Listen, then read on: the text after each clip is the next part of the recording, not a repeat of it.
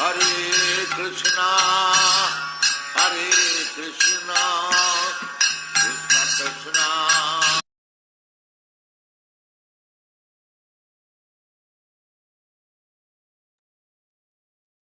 Hare Krishna, Prabhuji, Mataji, Dhanavad Pranam. Thank you so much for joining another Sunday's Bhagavad Gita session. Thank you so much. So, ఈరోజు మనం chapter 4 transcendental knowledge దివ్య జ్ఞాన యోగ. So దీనికి వెళ్లే ముందు మనం గురు పరంపర నుంచి ప్రణామం తీసుకుంటాం. ఓం అజ్ఞానతిమిరాంధస్య జ్ఞానాంజనశలాకయా చక్షురున్మిలితం येन తస్మై శ్రీ గురవే నమః. ये चैतन्यमनोभीष्टं स्थापितं येन भूतले स्वयं रूपा कदा मह्यं ददाति स्वपदान्तिकं वन्देऽहं श्रीगुरो श्रीयुतापदकमलं श्रीगुरोन् वैष्णवांश्च श्रीरूपं साग्रता सहगण रघुनाथान्वितं तं सजीवं साद्वैतं सावधूतं परिजनासहितं कृष्णचैतन्यदेवं श्रीराधा कृष्णपदान् सहगणा ललिता श्रीविशाखान्वितस्य हे कृष्णा करुणा सिन्धु दीनबन्धो जगत्पते गोपेश गोपिकान्त राधाकान्त नमोस्तुते भक्तकाञ्चन गौराङ्गी राधे वृन्दावनेश्वरि वृषभानुसुते देवी प्रणमामि हरिप्रिये वाञ्छाकल्पतरुभ्यश्च कृपा सिन्धुवैव च पतितानां पावनेभ्यो वैष्णवेभ्यो नमो नमः। जय श्री कृष्ण चैतन्य प्रभु नित्यानंद श्री अद्वैत गदाधर श्रीवासादि गौरभक्तवृंद। हरे कृष्णा कृष्णा कृष्णा हरे हरे, हरे राम राम राम हरे हरे। ओम नमो भगवते वासुदेवाय, ओम नमो भगवते वासुदेवाय, ओम नमो भगवते वासुदेवाय। नारायणं नमस्कृत्य नरं चैव नरोत्तमं देवीं सरस्वती व्यासं ततो जयमुदीरयेत्। अष्टप्रायेषु भद्रेषु नित्यं भागवत सेवया भगवती उत्तमश्लोके भक्तिर्भवति नैष्टिकी। कृष्णाय वासुदेवाय देवकी नन्दनाय च नन्दगोपकुमाराय गोविन्दाय नमो नमः। नमः पंकजनाभाय नमः पंकजमालिने नमः पंकजनेत्राय नमस्ते पंकजाङ्घ्रे। नमो महावदन्याय कृष्णप्रेमप्रदायते कृष्णाय कृष्णचैतन्य नामिने गौरतिसे नमः। नमो ब्रह्मण्याय देवाय गोब्राह्मणहिताय च जगद्दिताय कृष्णाय गोविन्दाय नमो नमः। नमः ओम विष्णुपदाय कृष्णप्रेष्ठाय भूतले श्रीमते भक्तिवेदान्त स्वामी नामिने नमस्ते सारस्वती देवे गौरवाणी प्रचारिणे निर्विशेष शून्यवादी पाश्चात्यदेशतारिणे। नमो जय श्री कृष्ण चैतन्य प्रभु नित्यानंद श्री अद्वैत गदाधर श्रीवासादि गौरभक्तवृंद। हरे कृष्णा कृष्ण कृष्णा हरे हरे, हरे राम राम राम हरे हरे। करोति वाचालं पङ्गुं लङ्घयति कृपातमहं वन्दे श्रीगुरुदीनहरिणं श्रीपरमानन्दमाधवं श्रीचैतन्य ईश्वरम्। ओम पवित्रो पवित्रो वा सर्वावस्थं गतो विवा यस्मरेत् पुण्डरीकाक्ष सा भाग्यवन्तरं शुचि विष्णु श्री विष्णु। हरे कृष्ण एवरीवन। जगन्नाथ प्रभु धन्यवाद प्रणाम। Thank you so much for joining. परिश्री माता जी अद्वैत प्राण प्रभु धन्यवाद प्रणाम। सागर प्रभु धन्यवाद प्रणाम। कल्याणी माता जी धन्यवाद प्रणाम। भगवत प्रिया माता जी धन्यवाद प्रणाम। श्रावणी माता जी धन्यवाद प्रणाम। मैथिली माता जी धन्यवाद प्रणाम। भक्ति माता जी धन्यवाद प्रणाम। श्रीदेवी माता जी धन्यवाद प्रणाम। Thank you so much for joining. So let us begin our session. So ఈ రోజు మనం చాప్టర్ 4 నాలుగో చాప్టర్ అయిన ట్రాన్సెండెంటల్ దివ్య జ్ఞానం గురించి మనం కృష్ణుడు ఏం చెప్పాలనుకుంటున్నారో ఈ రోజు చూద్దాం. సో ముందు దానికి ఇప్పటిదానికి ఏంటి సంబంధం ఉన్నది అంటే, మనం ఇంతకుముందు చూసాం చాప్టర్ 1 లోని అర్జునుడు చాలా రీజన్స్ ఇస్తారు. 5 రీజన్స్ ఇస్తారు యుద్ధం చేయకపోవడానికి. అది మనం చూసుకున్నాం. ఆ తర్వాత కన్ఫ్యూజ్ స్టేట్ లో ఉన్న అర్జునుడు కృష్ణుడిని గురువుగా స్వీకరించి తన శిష్యుడిగా పరిగణించుకుని ఆయన కృష్ణుడి పట్ల శరణం తీసుకుని ఇప్పుడు ఏం చేయాలి అనేది నిశ్చయంగా చెప్పండి అని గురువుని అడుగుతారు. కృష్ణుని అడుగుతారు, కృష్ణ మందే జగద్గురు. అయితే కృష్ణ ఏం చేస్తారు? దివ్య జ్ఞానం అక్కడ కూడా ఇస్తారు. ఏంటి? జీవేర స్వరూపై కృష్ణేర నిత్యదాస్. సో నువ్వు ఆత్మవి, ఈ ఆత్మ క్వాలిటీస్ ఏముంటున్నాయి ఇవన్నీ చెప్పారు. అయితే ఇప్పుడు మనకి శరీరం ఉంది, ఆత్మ ఉంది, అందుకే మనకు రెండు రెండు రకాలైన డ్యూటీస్ ఉన్నాయని కూడా కృష్ణుడు చెప్పారు అన్నమాట. ఏంటిది?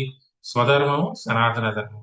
స్వధర్మం అంటే ఈ శరీరంతో చేసే ధర్మం ఏదైతే ఉన్నాయో అది స్వధర్మం. సనాతన ధర్మం ఏదైతే ఉందో అది జీవుడు చేసేది, ఆత్మ చేసే పని, అది సనాతన ధర్మం. ఈ రెండు చేయాలి. ఇలా చేయగానే ఏమవుతుంది అంటే స్థితప్రజ్ఞుడిగా స్థితప్రజ్ఞుడిగా అవుతావు. అంటే స్థితప్రజ్ఞుడు ఎలా ఉంటారు అని అడగగా స్థితప్రజ్ఞుడు గల క్వాలిటీస్ గురించి మనకి చెప్పడం జరిగింది. అయితే అంతా అయిపోయిన తర్వాత సో అందులోని నాలెడ్జ్ గెయిన్ చేయమని చెప్పారు. At the same time detachment అని చెప్తారు. ఇక యుద్ధం కూడా చేయమని చెప్తున్నారు. సో నాలెడ్జ్ తో డిటాచ్మెంట్ అంటున్నారు, తర్వాత ఈ అంటారు డిటాచ్మెంట్ అంటున్నారు, సారీ యుద్ధం చేయమంటారు. ఏంటి కన్ఫ్యూజన్ అనేది మూడో అధ్యాయంలో అర్జునుడు అడుగుతారు. అయితే కృష్ణుడు ఏం చెప్తారు? నువ్వు కర్మ కాదు త్యాగం చేయవలసింది, కర్మ ఫలితాన్ని త్యాగం చేయాలి అని అంటారు. సో అప్పుడు ఏంటంటే దాని అర్థం కర్మకాండం నుంచి మనం సకామ కర్మయోగంలోకి రావాలి. సో కర్మకాండం కాదు, కర్మయోగంలోకి రావాలి. సో కర్మయోగంలోని మళ్ళీ రెండు రకాల ఉన్నాయి. సకామ కర్మయోగం, నిష్కామ కర్మయోగం. సకామ కర్మయోగం అని అంటే మనకి కామ్యం ఉంటుంది, డిజైర్స్ ఉన్నాయి, కానీ అది శాస్త్ర పరంగానే ఉంటుంది అనేది సకామ కర్మయోగం. కానీ నిష్కామ కర్మయోగం ఏం చేస్తుంది? నువ్వు కర్మ చేయి కానీ ప్రతిఫలం ఆశించద్దు. అంటే భగవంతుడికి అర్పించే విధంగా చేయాలి మన యాక్షన్ అనేది భగవంతుడు చెప్తారు. అయితే అందులో ఏమన్నారంటే ఒక ఆఖరిలోని మనం అర్జునుడు అడుగుతారు, ఏమిటి ఏంటి ఈ పవర్? అన్ని తెలిసినప్పటికీ కూడాను మనం తప్పు చేస్తాము ఎందుకు అని అంటే కృష్ణ చెప్తారు, కామయేష క్రోధయేష రజోగుణ సముద్భవ. ఈ కామమే అన్నిటికీ ప్రాబ్లం, రజోగుణంతో కలిసి మనకి ప్రాబ్లం క్రియేట్ చేస్తుంది. ఈ కామం ఎక్కడెక్కడ ఉందంటే మనసు, బుద్ధి, అహంకారంలోనే కూర్చుందట ఈ కామం. అప్పుడు అది చెప్పారు, కామం ఈ జ్ఞానాన్ని, మనకి ఏదైతే జ్ఞానం ఉందో అసలైన జ్ఞానం అయితే ఆత్మకి ఆ జ్ఞానం ఉన్నది. మనకి భగవద్గీత ఆల్రెడీ తెలుసు, మనం అందరూ ఆత్మలు, భగవంతుల్లో ఒక పార్ట్, ఇవన్నీ మనకి తెలుసు. కానీ ఏమైంది? ఈ కామం ఏదైతే మనకు ఉన్నాయో ఈ కామము మన ఈ నాలెడ్జ్ ని కప్పివేసింది అనమాట. ఎలా కప్పివేసింది అంటే మనం చదువుతున్నాం కదా, ఎలాగైతే గర్భంలో శిష్యుడిని కప్పివేసి మూడు స్టేజ్లు ఉన్నాయి. గర్భంలో శిష్యుడిని ఎలాగైతే కప్పివేస్తుందో చాలా తీవ్రంగా, లేదా లూజ్ గా అయితే చూస్తే స్మోక్ లో ఫైర్ ని కప్పివేస్తుంది. జస్ట్ అలా ఫ్యాన్ విసరగానే ఫైర్ బయటకు వచ్చేస్తే smoke. So different levels of consciousness లో ఉంటాం. ఈ లస్ట్ మనకి కాన్షియస్నెస్ ని క్లోజ్ కవర్ చేసేసింది అనమాట. దానివల్ల ఏమైంది? జ్ఞానం బయటకు వచ్చింది. అజ్ఞానం వల్ల మనం ఏం చేస్తున్నాం? ఈ కర్మ బంధంలో చిక్కుకున్నాం, ఈ భౌతిక జీవితంలో చిక్కుపడిపోతున్నాము అనేది భగవద్గీత భగవంతుడు మూడో అధ్యాయంలో ఆఖరిలో చెప్తారు. అయితే అల్టిమేట్లీ గోల్ ఏంటి అని అంటే శిల ప్రభుపాద వారు చెప్తున్నారు తాత్పర్యంలోని, డిటాచ్డ్ వర్క్ అంటే బ్యూటిఫుల్ డిటాచ్డ్ వర్క్. కర్మయోగం అంటే డ్యూటీతో కూడుకున్న, డిటాచ్మెంట్ తో కూడుకున్న వర్క్ చేయాలి, కర్మ చేయాలి. దాని వల్ల ఏమవుతుంది? రిజల్ట్ ఏమొస్తుంది అంటే ఈ దివ్య జ్ఞానం లభిస్తుంది అనేది మనకు అర్థమైంది. ఈ దివ్య జ్ఞానం లభిస్తే ఏమవుతుంది? మనకి ఈ భౌతికమైన బంధాల నుంచి విముక్తులు అవుతాం, భగవంతుడి కృష్ణుడిని చేరుకుంటాము అనేది చెప్తున్నారు. సో ఈ చాప్టర్ 2 నుంచి చాప్టర్ 4 కు వెళ్ళడానికి చాప్టర్ 3 అనేది ఒక బ్రిడ్జ్, డిటాచ్డ్ డ్యూటీ చేయమని చెప్తున్నారు.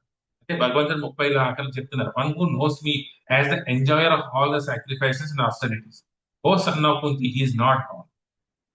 సో ఇక్కడ ఏం చెప్తున్నారు? 5 నెక్స్ట్ చాప్టర్ లో మనకు కూడా 5:29 కూడా వస్తుంది, భోక్తారం యజ్ఞ తపసం సర్వలోకం మహేశ్వరం. సో అన్ని భోక్తలకి అధిపతి ఎవరు అంటే ఆ మహేశ్వరుడే, ఆ కృష్ణుడే అనేది మనకి అర్థం అవుతుంది. ఇక్కడ అదే చెప్తున్నారు, ఎవరైతే ఈ అర్థం చేసుకుంటారో వాళ్ళకి దివ్య జ్ఞానం లభిస్తుంది అని. దివ్య జ్ఞానం అంటే ఏంటి? భగవంతుడే ఎంజాయరు, సాక్రిఫైసరు, సరే అదేంటే ఓనర్, ప్రొపరేటర్ ఎంజాయర్ అనేది మనం తెలుసుకోవాలి. ఇది తెలుసుకున్నప్పుడే మనం యాక్టివిటీస్ డిటాచ్డ్ గా చేస్తాం. ఇప్పుడు జస్ట్ లైక్ మన ఆఫీసులో వర్క్ చేస్తున్నాం అనుకోండి, ఇదంతా లైక్ ఒక ఎగ్జాంపుల్ లాస్ట్ టైం చెప్పుకున్నాను, క్యాషియర్. సో బ్యాంక్ లో బోర్డు డబ్బులు వస్తుంటాయి, క్యాషియర్ చేతిలోకి వెళ్తుంటాయి, వస్తుంటాయి. At the end of the day ఏమవుతుంది? సో కొంత లాభాలు కనపడతాయి. ఆ లాభాలు క్యాషియర్ తెలివితేటల వల్ల వచ్చిందా లేదా క్యాషియర్ ఓనరా అంటే కాదు. క్యాషియర్ ఎప్పుడునో ఇది మనీ అంతాను ఆ బ్యాంక్ తాలూకా సొత్తు అనేది దానికి అర్థం చేసుకుంటాడు. అప్పుడే వాడు హ్యాపీగా వాడు యాక్టివిటీ చేయగలడు. That is called detachment. అది కాకుండా ఈ మనీ నాదే అనుకుని తీసుకున్నారు అనుకోండి, he has to pay for the results. తాత్కాలికంగా తను ఎంజాయ్ చేయొచ్చు, కానీ ఫ్యూచర్ లో ఏమవుతుంది, తన జాబ్ కోల్పోయే అవకాశం కూడా ఉంది. సో అలాగా డిటాచ్మెంట్ అంటే ఎవరు ఓనరు, నేను ఓనర్ కాదు, కృష్ణుడు ఓనర్ అని తెలుసుకోవడం. ఇప్పుడు అది చాప్టర్ 4 లోకి మనకి చెప్తున్నారు. సో ఇక్కడ భగవంతుడు chapter 1, chapter 2, chapter 3, chapter 4, chapter 5 చెప్తున్నానని చెప్పారు. అయినా చెప్పుకుంటూ 700 శ్లోకాలు చెప్పుకుంటాడు. ఆచార్యులు ఏం చేస్తారంటే ఆ నుంచి కొన్ని కాంటెక్స్ట్ తీసుకుంటారు. సో మీనింగ్ఫుల్ కాంటెక్స్ట్ తీసుకొని కొన్ని శ్లోకాలు ఏదైతే చెప్తున్నారో కాంటెక్స్ట్ క్రియేట్ చేసి దానికో చాప్టర్ గా విభజించడం జరిగింది. మామూలుగా అయితే 700 శ్లోకాలు ఒకేసారి. సో ఈ 42 శ్లోకాలు మనకి దివ్య జ్ఞానాన్ని ఎలా సంపాదించుకోవాలి అంటే ఏంటి, ఎలా సంపాదించుకోవాలి, సంపాదించుకుంటే ఏం జరుగుతుంది అనేది కృష్ణుడు మనకి అర్జునుడికి అర్జునుడి ద్వారా మనందరికీ చెప్తున్నారు అనమాట. సో ట్రాన్స్జెండర్ నాలెడ్జ్ ఎలా రిసీవ్ చేసుకోవాలని చెప్తున్నారు. సో అసలు ఏం ట్రాన్స్జెండర్ మొదటి సెక్షన్ లోనే అంటే ట్రాన్స్జెండెంటల్ నాలెడ్జ్ అంటే ఏమిటి అనేది మనకి తెలుసు మొదటి 10 శ్లోకాల్లో. అంటే ఏంటి ట్రాన్స్జెండెంటల్ జ్ఞానం, అసలైన జ్ఞానం అంటే ఏంటి, కృష్ణుడే పరమ సత్యము. ఇది భగవద్గీతలో 12th చాప్టర్ లో అర్జునుడు చెప్తారు పరంధామ పరం సత్యం అని. సో అక్కడికి ఆల్రెడీ అర్జునుడికి అర్థమైపోయింది. సో అక్కడ కన్ఫర్మ్ చేశారు. సో పరమ సత్యము అనేది ఏంటి ఉన్నది అంటే అది కృష్ణుడే. నాలెడ్జ్ అంటే ఏంటి అంటే కృష్ణుడి తల గుణగణాలు, కృష్ణుడి తల జన్మకర్మలు, ఇవన్నీ తెలుసుకోవడమే అసలైన నాలెడ్జ్ అనేది చెప్తున్నారు. సో ఇక్కడ ఎలా నేర్చుకోవాలి, పరంపర ద్వారా నేర్చుకోవాలి అన్నట్టు మనకి చెప్తున్నారు అనమాట. హరే కృష్ణ. సత్యం అంటే హరే కృష్ణ. మొదటి మూడు శ్లోకాలు. శ్రీ భగవానువాచ ఇమం వివశ్వతే యోగం ప్రోక్తవానహమవ్యయం వివశ్వాన్ మనమే ప్రాహ మనురిక్ష్వాకవే బ్రవీత్. దేవదేవుడైన శ్రీకృష్ణ భగవానుడు పలికాడు, నశింపలేనట్టి ఈ యోగ శాస్త్రమును నేను సూర్యదేవుడైన వివస్వానునికి బోధించాను. వివస్వానుడు దానిని మానవులకు పీతమైన మనువుకు ఉపదేశించగా మనువు తిరిగి దానిని ఇక్ష్వాకునకు ఉపదేశించాడు. ఏవం పరంపరా ప్రాప్తం ఇమం రాజర్షయో విదుః సకాలే నేహ మహత యోగో నష్టః పరంతప. ఈ సర్వోత్కృష్టమైన శాస్త్రము ఈ విధంగా గురు శిష్య పరంపర ద్వారా స్వీకరించబడింది. రాజర్షులు దానిని ఆ రకంగా అర్థం చేసుకున్నారు. కానీ కాలక్రమంలో పరంపర విచ్ఛిన్నమైనది. అందుకే ఈ యోగము నశించినట్లుగా కనిపిస్తున్నది. స ఏవాయం మయా తేద్య యోగ ప్రోక్త పురాతనః భక్తోస్మి స కాచేతి రహస్యం హ్యేతదుత్తమం. నీవు నా భక్తుడివి, అంతేగాక నా మిత్రుడివి. అందుకే ఈ యోగ శాస్త్రము యొక్క దివ్య రహస్యమును అర్థం చేసుకోగలవని భగవంతునితో గల సంబంధం గురించి ఈ పురాతన శాస్త్రము ఈ రోజే నాచే నీకు చెప్పబడింది. ఈ మొదటి 3 శ్లోకాల్లో ఏం చెప్తున్నారంటే, మామూలుగా మిమ్మల్ని ఎవరైనా క్వశ్చన్ అడిగితే భగవద్గీత ఎప్పుడు చెప్పబడింది అంటే చాలా మంది చెప్తారు భగవద్గీత కృష్ణుడు అర్జునుడికి 5,000 సంవత్సరాలు 5,300 చిల్లర ఉన్నది 5,300 చిల్లర సంవత్సరాల పూర్వం కురుక్షేత్ర మహాసంగ్రామ యుద్ధంలో చెప్పబడింది అని దాన్ని చెప్తున్నారు. కానీ ఇక్కడ కృష్ణుడు ఏం చెప్తున్నారు, ఇది పురాతనమే. ఈ భగవద్గీత ఇప్పుడు వచ్చింది కాదు. మనం ఏదైతే భగవద్గీత వింటున్నామో అంటే ఎగ్జాక్ట్ శ్లోకాలు కాదు. భగవద్గీత అంటే ఏంటి, భగవంతుడు పలికిన మాట ఏదైతే ఉందో అది భగవద్గీత. సో మనం ఇప్పుడు కూడా ఇప్పుడు ఏంటి, మనం భగవద్గీత చర్చించుకుంటున్నాం. ఇదే శ్లోకాలు చదువుతున్నాం, దాన్ని అర్థం చదువుతున్నాం, దాన్ని ఎలా అప్లై చేయాలని మనం నేర్చుకుంటున్నాం. ఇది కూడా భగవద్గీత లాగా నడుస్తుంది. ఇది కూడా భగవద్గీత, అది కూడా భగవద్గీత. శ్లోకాలు చదివినా భగవద్గీత, ట్రాన్స్లేషన్ చదివినా భగవద్గీత. ఎందుకంటే అన్ని భగవంతుడితో సంబంధించి ఉన్నాయి కాబట్టి అన్ని భగవద్గీత. అయితే ఈ భగవద్గీత అనేది ఇప్పుడు చెప్పింది కాదు అర్జున, చాలా పురాతనమైనది అనేది చెప్తున్నారు ఇక్కడ. మొదటి దాంట్లోని పురాతనమైనది అని చెప్తున్నారు. ఎవరికి చెప్పారట, ముందు సూర్యదేవుడి పేరు వివస్వంతుడు. మనం ఇప్పుడు వివస్వంతుడు తనకి ఇప్పుడున్న సూర్య భగవానుడి పేరు. ఆ వివస్వంతుడికి చెప్పారు. ఆ వివస్వంతుడు ఇక్ష్వాకు మనువుకి చెప్పారు. మనువుకి చెప్పారు. ఆ మనువు వచ్చి ఇక్ష్వాకుకి చెప్పారు అనమాట. సో ఇక్ష్వాకు వంశంలోని మనకి ఎవరు వస్తున్నారు, శ్రీరామచంద్ర వారు వస్తున్నారు. కానీ శ్రీరాముడి కన్నా ముందు ఎవరున్నారు? ఇక్ష్వాకులు ఉన్నారు. అంతకన్నా ముందు మనువుకి చెప్పారు. అంతకన్నా ముందు వివస్వంతుడికి చెప్పారు. అంటే ఇది కొన్ని కోట్ల కోట్ల కోట్ల సంవత్సరాల పూర్వం అని చెప్పింది అని అర్థం అవుతున్నది.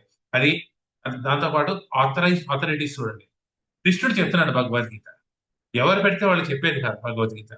చాలా మంది ఇప్పుడు ఏంటంటే భగవద్గీతలో చాలా అది బుక్స్ తయారు చేశారు. మీరు మార్కెట్ లో చూడండి, భగవద్గీత భగవద్గీత రకరకాల భగవద్గీతలు పేరు. అందులో మీకు చాలా వాటిలో కృష్ణుడు అర్జునుడు కనపడరు మీకు. ఆయన ఎవరో యోగి పెడతారు, ఈ యోగి పెడతారు, ఆ మనిషి పోటీ పెడతారు, కానీ ఎక్కడ కృష్ణుడు కానీ అర్జునుడు కానీ లేరే. ఎత్తర యోగేశ్వర కృష్ణుడు ఎత్తర పాత్ర దరిదారు అన్నారు. కానీ ఆ భగవద్గీతలో వాళ్ళిద్దరూ ఉండరు. మొదటి అథారిటీ చూడండి, ఇది చాలా ఓల్డ్, చాలా అథారిటేటివ్ గా మనకి చెప్పబడుతున్నది అనేది మొదటి శ్లోకంలో చెప్తున్నారు కృష్ణుడు. సో ఇది మనకి భగవంతుడు ఇస్తున్న ఒక సైన్స్. స్పిరిచువాలిటీ ఏంటంటే కామన్ ఫూలిష్ పీపుల్ చేసేది కాదు. It's a very scientific theory. స్పిరిచువాలిటీలో సైన్స్ ఉన్నది. ఆ సైన్స్ ఏంటి? ఎటువంటి సైన్స్ ఇక్కడ ఉన్నది అని అంటే సైన్స్ ఆఫ్ రిలేషన్షిప్స్. మన రిలేషన్షిప్స్ లోని లేదా మన గురువుతో సంబంధం పెట్టుకోవాల్సిన రిలేషన్షిప్స్ ఇక్కడ మెన్షన్ చేస్తారనమాట ఎలా భగవంతుడు. అయితే ఇదంతా ఎలా వస్తున్నది? జ్ఞానం ఎలా వస్తుంది? దివ్య జ్ఞానం ఎలా రావాలి అని అంటే గురు శిష్య పరంపర ద్వారా మాత్రమే లభిస్తుంది. ఏవం పరంపర ప్రాప్తము. పరంపరలో లేని వ్యక్తి మాత్రము చెప్పిన భగవద్గీత భగవద్గీత కాదు. సో ఎప్పుడైనా మీరు భగవద్గీత ఈవెన్ మీరు వాట్సాప్ లోని స్టేటస్ లోని ఎక్కడైనా మీరు భగవద్గీత మెసేజ్ చూస్తున్నారు అనుకుంటే ఆ మెసేజ్ ఎక్కడి నుంచి వచ్చింది, ఎవరిని పంపిస్తున్నారు, ఎక్కడ పంపిస్తున్నారు, ఇవన్నీ తెలుసుకొని పంపించాలి. సో ప్రతి నాలెడ్జ్ భగవద్గీత గురించి తెలుసుకున్న ప్రతి నాలెడ్జ్ అథారిటేటివ్ గా ఉందా లేదా? మీ పిల్లలకి ఎడ్యుకేషన్ ఇస్తున్నప్పుడు ఒక ఐసీసీ స్కూల్లో ఇస్తారు, ఎస్ఎస్సి స్కూల్లో ఇస్తారు, సిబిఎస్ఈ స్కూల్లో చూసి ఇస్తారు. కానీ ఎవరు పెట్టిన వాళ్ళకి ఇవ్వరు కదా. కానీ ఈ దివ్య జ్ఞానం వచ్చినప్పుడు మాత్రం ఎక్కడ పెడితే ఎక్కడి నుంచి ఎలా తీసుకుంటున్నాం. పరంపర ఏంటి? కృష్ణుడి దగ్గర నుంచి మొదలవ్వాలి పరంపర. ఈ మన ఇస్కాన్ వచ్చి బ్రహ్మ మధ్వ గౌడీయ పరంపరలోకి వస్తుంది. అది ఏంటి? కృష్ణుడు బ్రహ్మదేవుడికి, బ్రహ్మ నారదకి అలా కిందకి వస్తూ వస్తూ అంటే చైతన్య మహాప్రభువుకి మధ్వాచార్యులకి మధ్య ఆ పరంపరలో కిందకు వస్తూ చైతన్య మహాప్రభువుకి, ఆ తర్వాత 6 గోస్వాములకి అలాగే కిందకు వస్తూ అలా వస్తూ మనకి ఇది డివైన్ గ్రేస్ ఏసీ భక్తి వేదాంత స్వామి శ్రీల ప్రభుపాద వారికి దాని నుంచి మన ఆచార్యులకి వస్తున్నాయి. అందుకే ఇది పరంపర. ఇక్కడి నుంచి మీకు వచ్చిన నాలెడ్జ్ మాత్రమే మీకు దివ్య జ్ఞానం మీకు లభిస్తుంది. దివ్య జ్ఞానం లభించిన తర్వాత దానికి ఎటువంటి ఫలితాలు ఉన్నాయో ఆ ఫలితాలు కూడా మనకి లభిస్తాయి అనేది ఈ శ్లోకం చెప్తున్నది. అయితే ఈ దివ్య జ్ఞానం ఎవరెవరికి వచ్చిందట అంటే రాజ ఋషులకు వచ్చాయట. ఏంటంటే రాజ ఋషులు అంటే రాజ ఋషి అంటే 2 కాంబినేషన్ వర్డ్స్ ఉన్నాయి, రాజు ప్లస్ ఋషి. ఇప్పుడు నేను చెప్పిన వాటిలో ఎవరు రాజులు గారు. సో అంటే రాజులు ఉన్నారు, మరి పరీక్షిత్ మహారాజు ఉన్నారు, ప్రహ్లాద్ మహారాజు ఉన్నారు, వీళ్ళందరూ కూడా రాజులు ఖచ్చితంగా. కానీ నేను ఏదైతే ఇప్పుడు అంతా చెప్పాను ఈ పరంపర హిస్టరీ, నారదముని రాజు కాదు, ఏది రాజ్యం ఆయనకి లేదే, కానీ ఇది ఇలా వచ్చిన ఆయన ఋషి కదా అని అడగొచ్చు. అంటే రాజా అని అంటే ఒక దేశానికి రాజు లేదా క్షత్రియ వంశంలో వచ్చిన వాడు మాత్రమే కాదు. ఇక్కడ మనం అర్థం చేసుకుంటాం, రాజ ఋషి అంటే రాజా అంటే రెస్పాన్సిబుల్. ఎవరైతే రెస్పాన్సిబుల్ గా ఉంటారో వాళ్ళకి మాత్రమే ఇది లభిస్తుంది. ఇప్పుడు ఈ భగవద్గీత మనకి యూట్యూబ్ లో టెలికాస్ట్ అవుతున్నది, మరి మీరందరూ వింటున్నారు, చాలా మంది చెప్పారు. కానీ అందరికీ అంతా ఒకేలాగా అందుకు అర్థం కాదు భగవద్గీత. అందరికి ఎందుకు అర్థం కావట్లేదు? రెస్పాన్సిబిలిటీ. సో ఈ హ్యూమన్ బాడీ తనకి రెస్పాన్సిబిలిటీ ఏమిటి అంటే బోల్డ్ రెస్పాన్సిబిలిటీస్ ఉన్నాయి. ధర్మం అంటే రెస్పాన్సిబిలిటీ. ఈ శరీరంతో మనం తీసుకున్నప్పుడు ఆ రెస్పాన్సిబిలిటీస్ భౌతికంగా మనకు ఉంది. కానీ ముఖ్యంగా ఉన్న రెస్పాన్సిబిలిటీస్ ఏంటి? ఈ మానవ జీవితం 8.4 మిలియన్ స్పీసీస్ ఆఫ్ లైఫ్ తర్వాత మనకు వచ్చింది. కొన్ని కోట్ల కోట్ల కోట్ల కోట్ల జన్మాల తర్వాత వచ్చింది. కానీ ఈ మానవ జీవితంలో మనం ఏం చేయాలి? భగవంతుడికి సంబంధం ఏంటి అని తెలుసుకునే ప్రయత్నం చేయాలి. అది రెస్పాన్సిబిలిటీ అంటే. ఎవరికైతే అటువంటి కోరికలు ఉంటాయో అటువంటి వ్యక్తులకు మాత్రమే భగవద్గీత అర్థమవుతుంది అనేది ఇక్కడ చెప్తున్నారు. లేకపోతే ఆ భగవద్గీత డైల్యూట్ అయిపోతుంది. రెండవది ఋషి అన్నారు. ఆ ఋషి అంటే ఏంటి? అన్అటాచ్డ్, డిటాచ్డ్ గా ఉండాలి. ఏంటి డిటాచ్డ్ గా ఉండాలంటే డిటాచ్ ఫ్రమ్ సెన్స్ ఎంజాయ్మెంట్, ఇంద్రియ తృప్తి, ఇంద్రియాల భోగము. సో ఇంద్రియాలను భోగించాలి, నా ఇంద్రియాలని నేను భోగించాలి అనే కోరికల నుంచి డిటాచ్డ్ గా ఉండాలి అని చెప్తున్నాడు. సో రాజ ఋషి అంటే రెస్పాన్సిబుల్ పర్సన్. నేను ఈ భగవంతుడికి సంబంధం ఏంటో తెలుసుకునే వాళ్ళకి మాత్రమే లభిస్తుంది. Plus detached from the material persons. So ఇటువంటి వాళ్ళకి ఇది ఈ పరంపరలోంచి వస్తుందని మనకి అర్థమవుతుంది. అయితే ఇది ఎక్కడో బ్రేక్ అయిపోయింది, ఇది మళ్ళీ నేను స్థాపించాలి అనేది ఇక్కడ వచ్చాను అనేది ఇక్కడ భగవంతుడు అర్జునుడికి చెప్తున్నారు. అయితే మూడో శ్లోకంలో ఏం చెప్పారు, ఎవరికి ఇది లభిస్తుంది అని కూడా మళ్ళీ కూడా ఎక్స్ప్లెయిన్ చేశారు. Who is qualified. So disciplic succession అంటే రాజర్షులు ఉన్నారు, వాళ్ళందరూ రెస్పాన్సిబుల్ అండ్ డిటాచ్డ్ పర్సన్స్.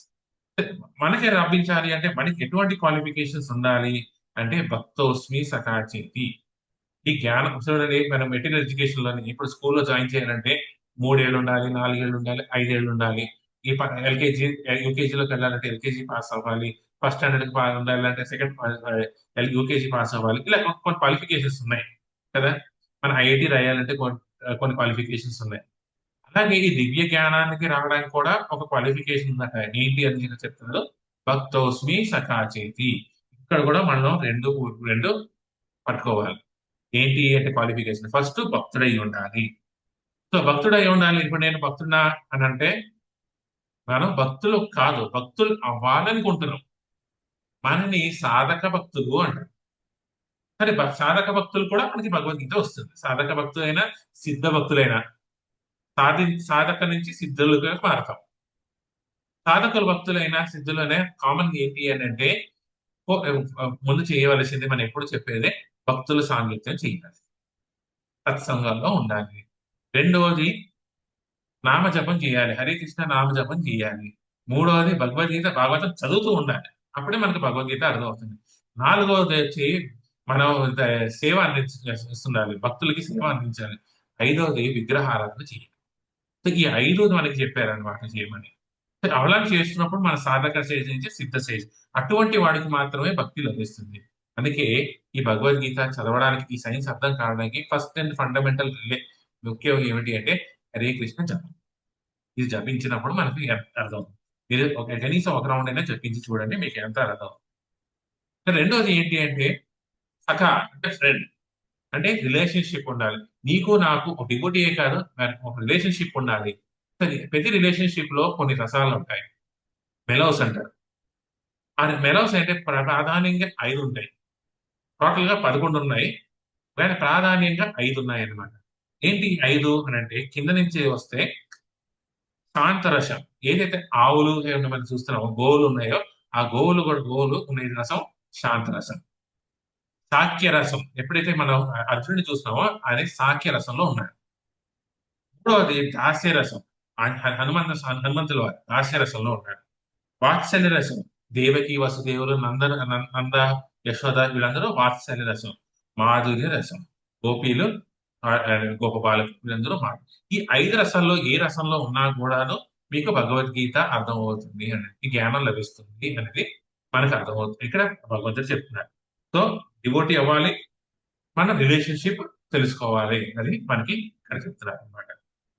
అయితే మీకు ఒక డౌట్ రావచ్చు, ఆ డౌట్ మనకు వచ్చే ఉంటుంది, అడగాలని సంకోచిస్తున్నాం, లేదా డౌట్ రాకపోయి ఉంటుంది మన కోసం అని అర్జునుడు నెక్స్ట్ శ్లోకంలో మనకు ఆ డౌట్ అడుగుతున్నారు.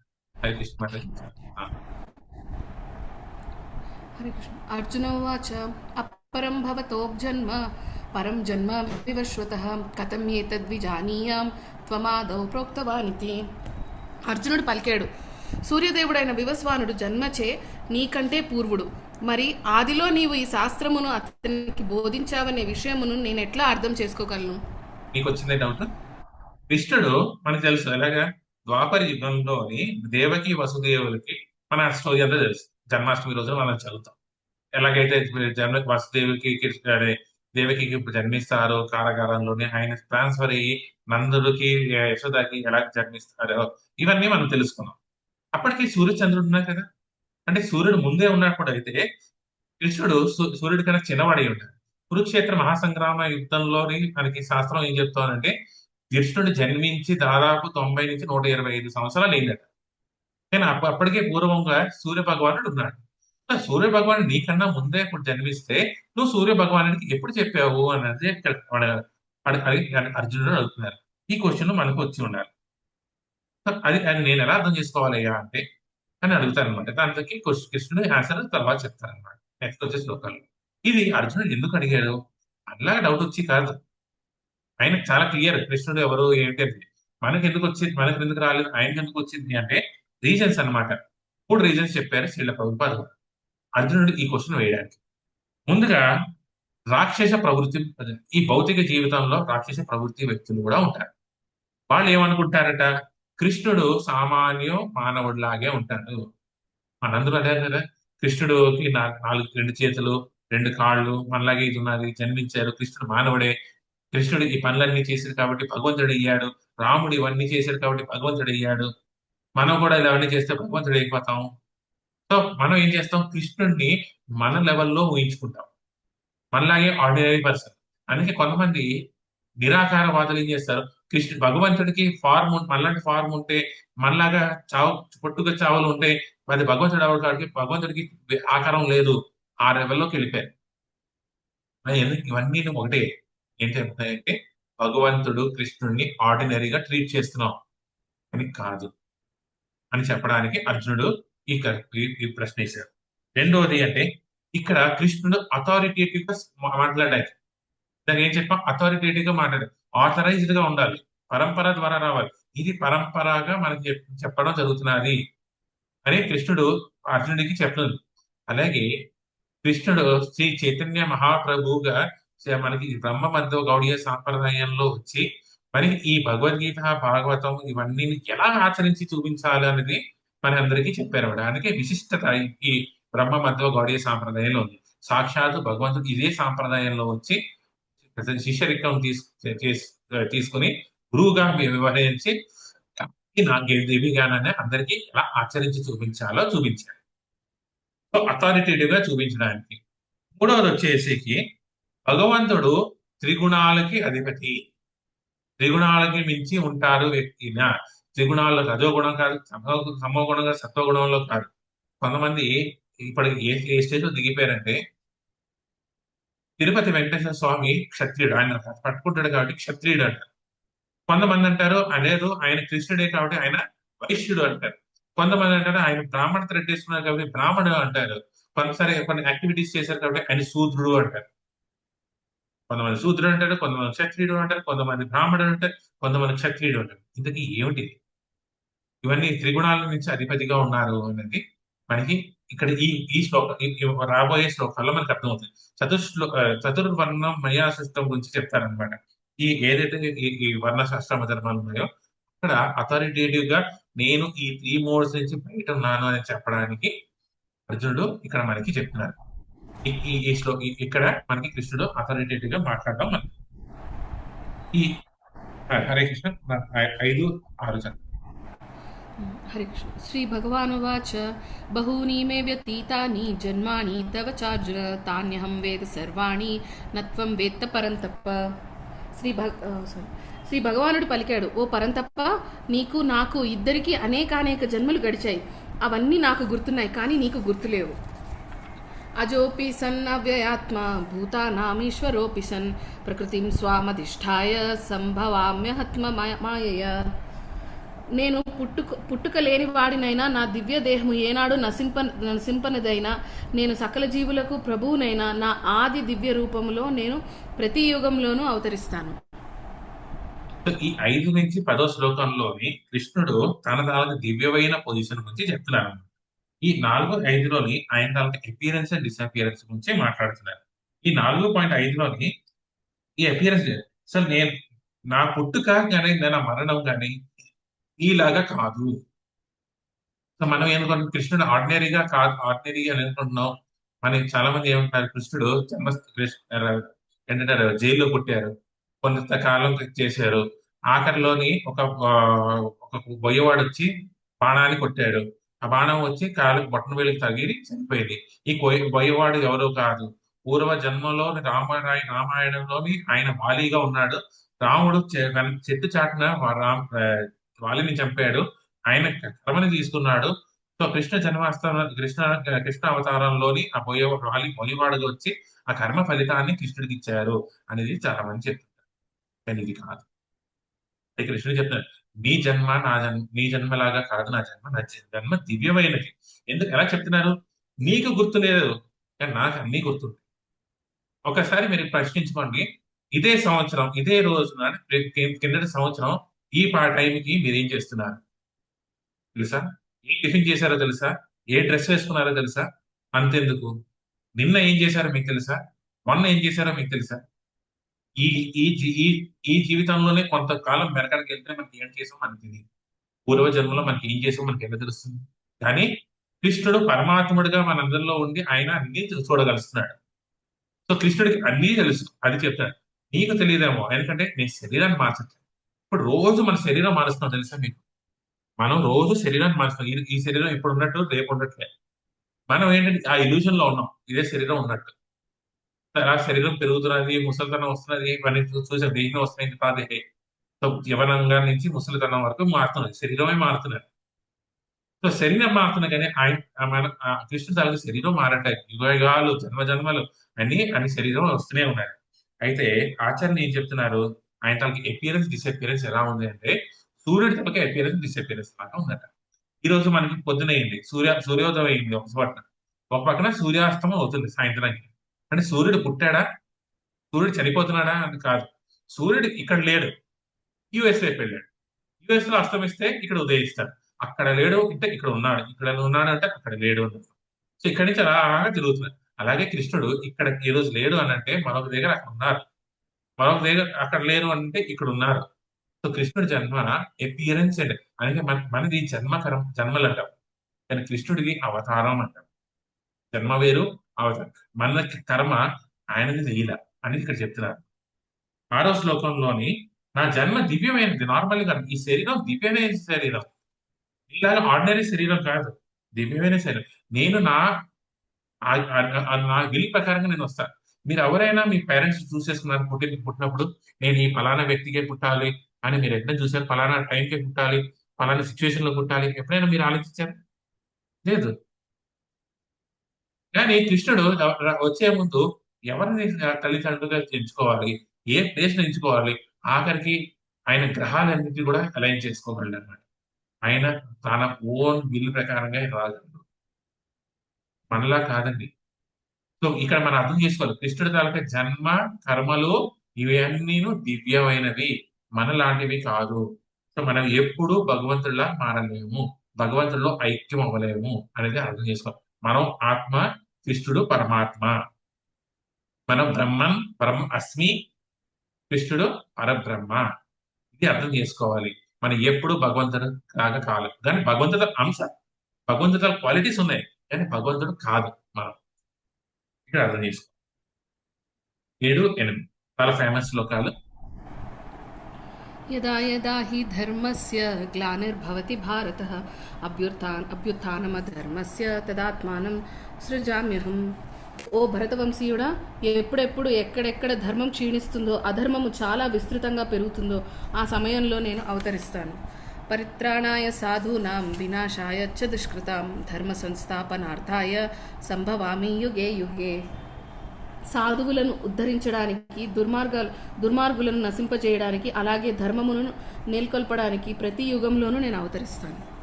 ఇక్కడ ఆయన యాక్టివిటీస్, భగవంతుడు ఇక్కడికి ఎందుకు రావాలి, ఇక్కడికి వచ్చి ఏం చేస్తారు అనేది మనకి ఇక్కడ వస్తుంది. ఎప్పుడెప్పుడు వస్తారు? యథాహి ధర్మస్య, ఎప్పుడెప్పుడైతే ధర్మం తగ్గిపోయి అధర్మం పెరిగిపోతుందో అప్పుడు నేను వస్తాను. యథాహి ధర్మస్య, అలాంటప్పుడు నేను వస్తాను. ఇక్కడ యాక్టివిటీస్ గురించి ఆయన తలక రాక ఎందుకు నేను చెప్తున్నాను. సో రాక ఎందుకంటే ఈ శ్లోకంలో ఉన్న మనకి పరిత్రాణాయ సాధులు, మొదటిది ఇంపార్టెంట్. సో మనం ఏదైతే ఫస్ట్ లిస్ట్ చెప్తున్నావు, నువ్వు ఎందుకు ఏ పని చేస్తున్నావు, మొదటి 2, 3 చెప్తాం. ఫస్ట్ ప్రయారిటీ చెప్తాం, చాలా ఇంపార్టెంట్ అదే చెప్తాం. అలాగే కృష్ణుడు ఇక్కడ చెప్తున్నారు, నా ప్రయారిటీ ఏంటంటే పరిత్రాణాయ సాధున, కేవలం నా భక్తుల్ని అందరినీ ఉద్ధరించడానికి, వాళ్ళని సంతృప్తి పెంచడానికి, వాళ్ళ తరగతి యాంగ్జైటీని తగ్గించడానికి అనేది దానికోసం వస్తున్నాను. ఇప్పుడు సెకండ్, వినాశాయ దుష్కృతం, రెండోది ఎలాగో వచ్చాం కదా, దుష్కృతాలని కూడా శిక్షించడానికి, వినాశాలు దుష్కృతుల్ని, రాక్షసులని హతమార్చడానికి. మూడోది వచ్చేసి ధర్మస్థాపన.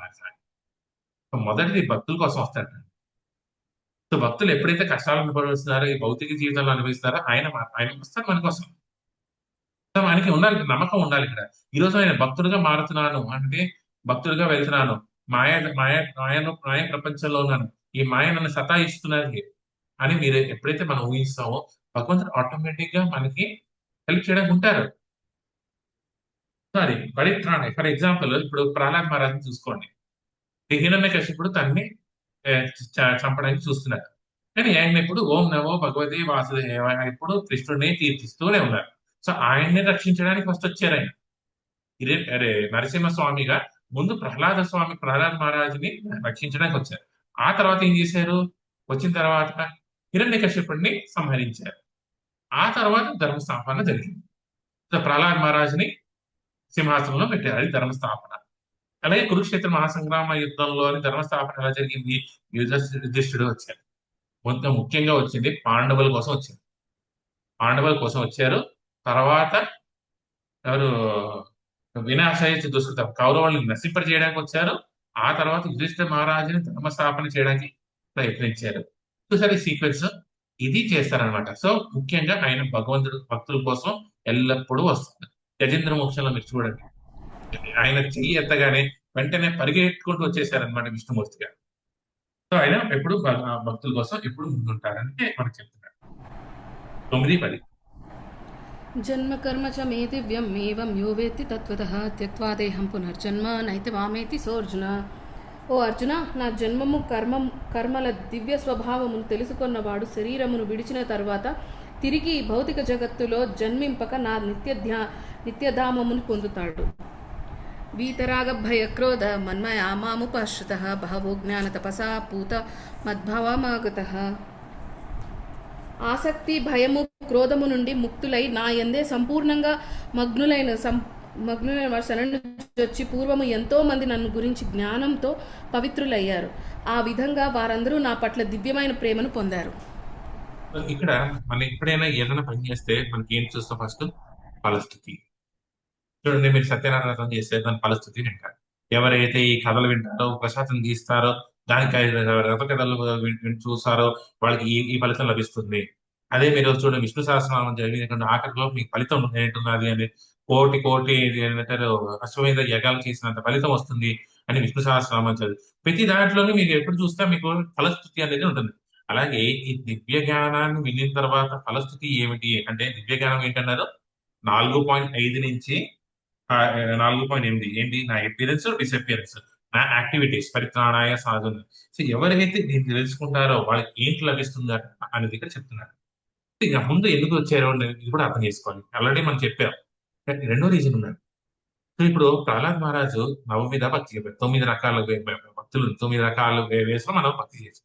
ఫస్ట్ ఏంటి? శ్రవణం, కీర్తనం. మూడోది స్మరణం. ఫస్ట్ ఇంపార్టెంట్ శ్రవణం, కీర్తనం. ఇప్పుడు మనం చేస్తున్నది శ్రవణం, కీర్తనం.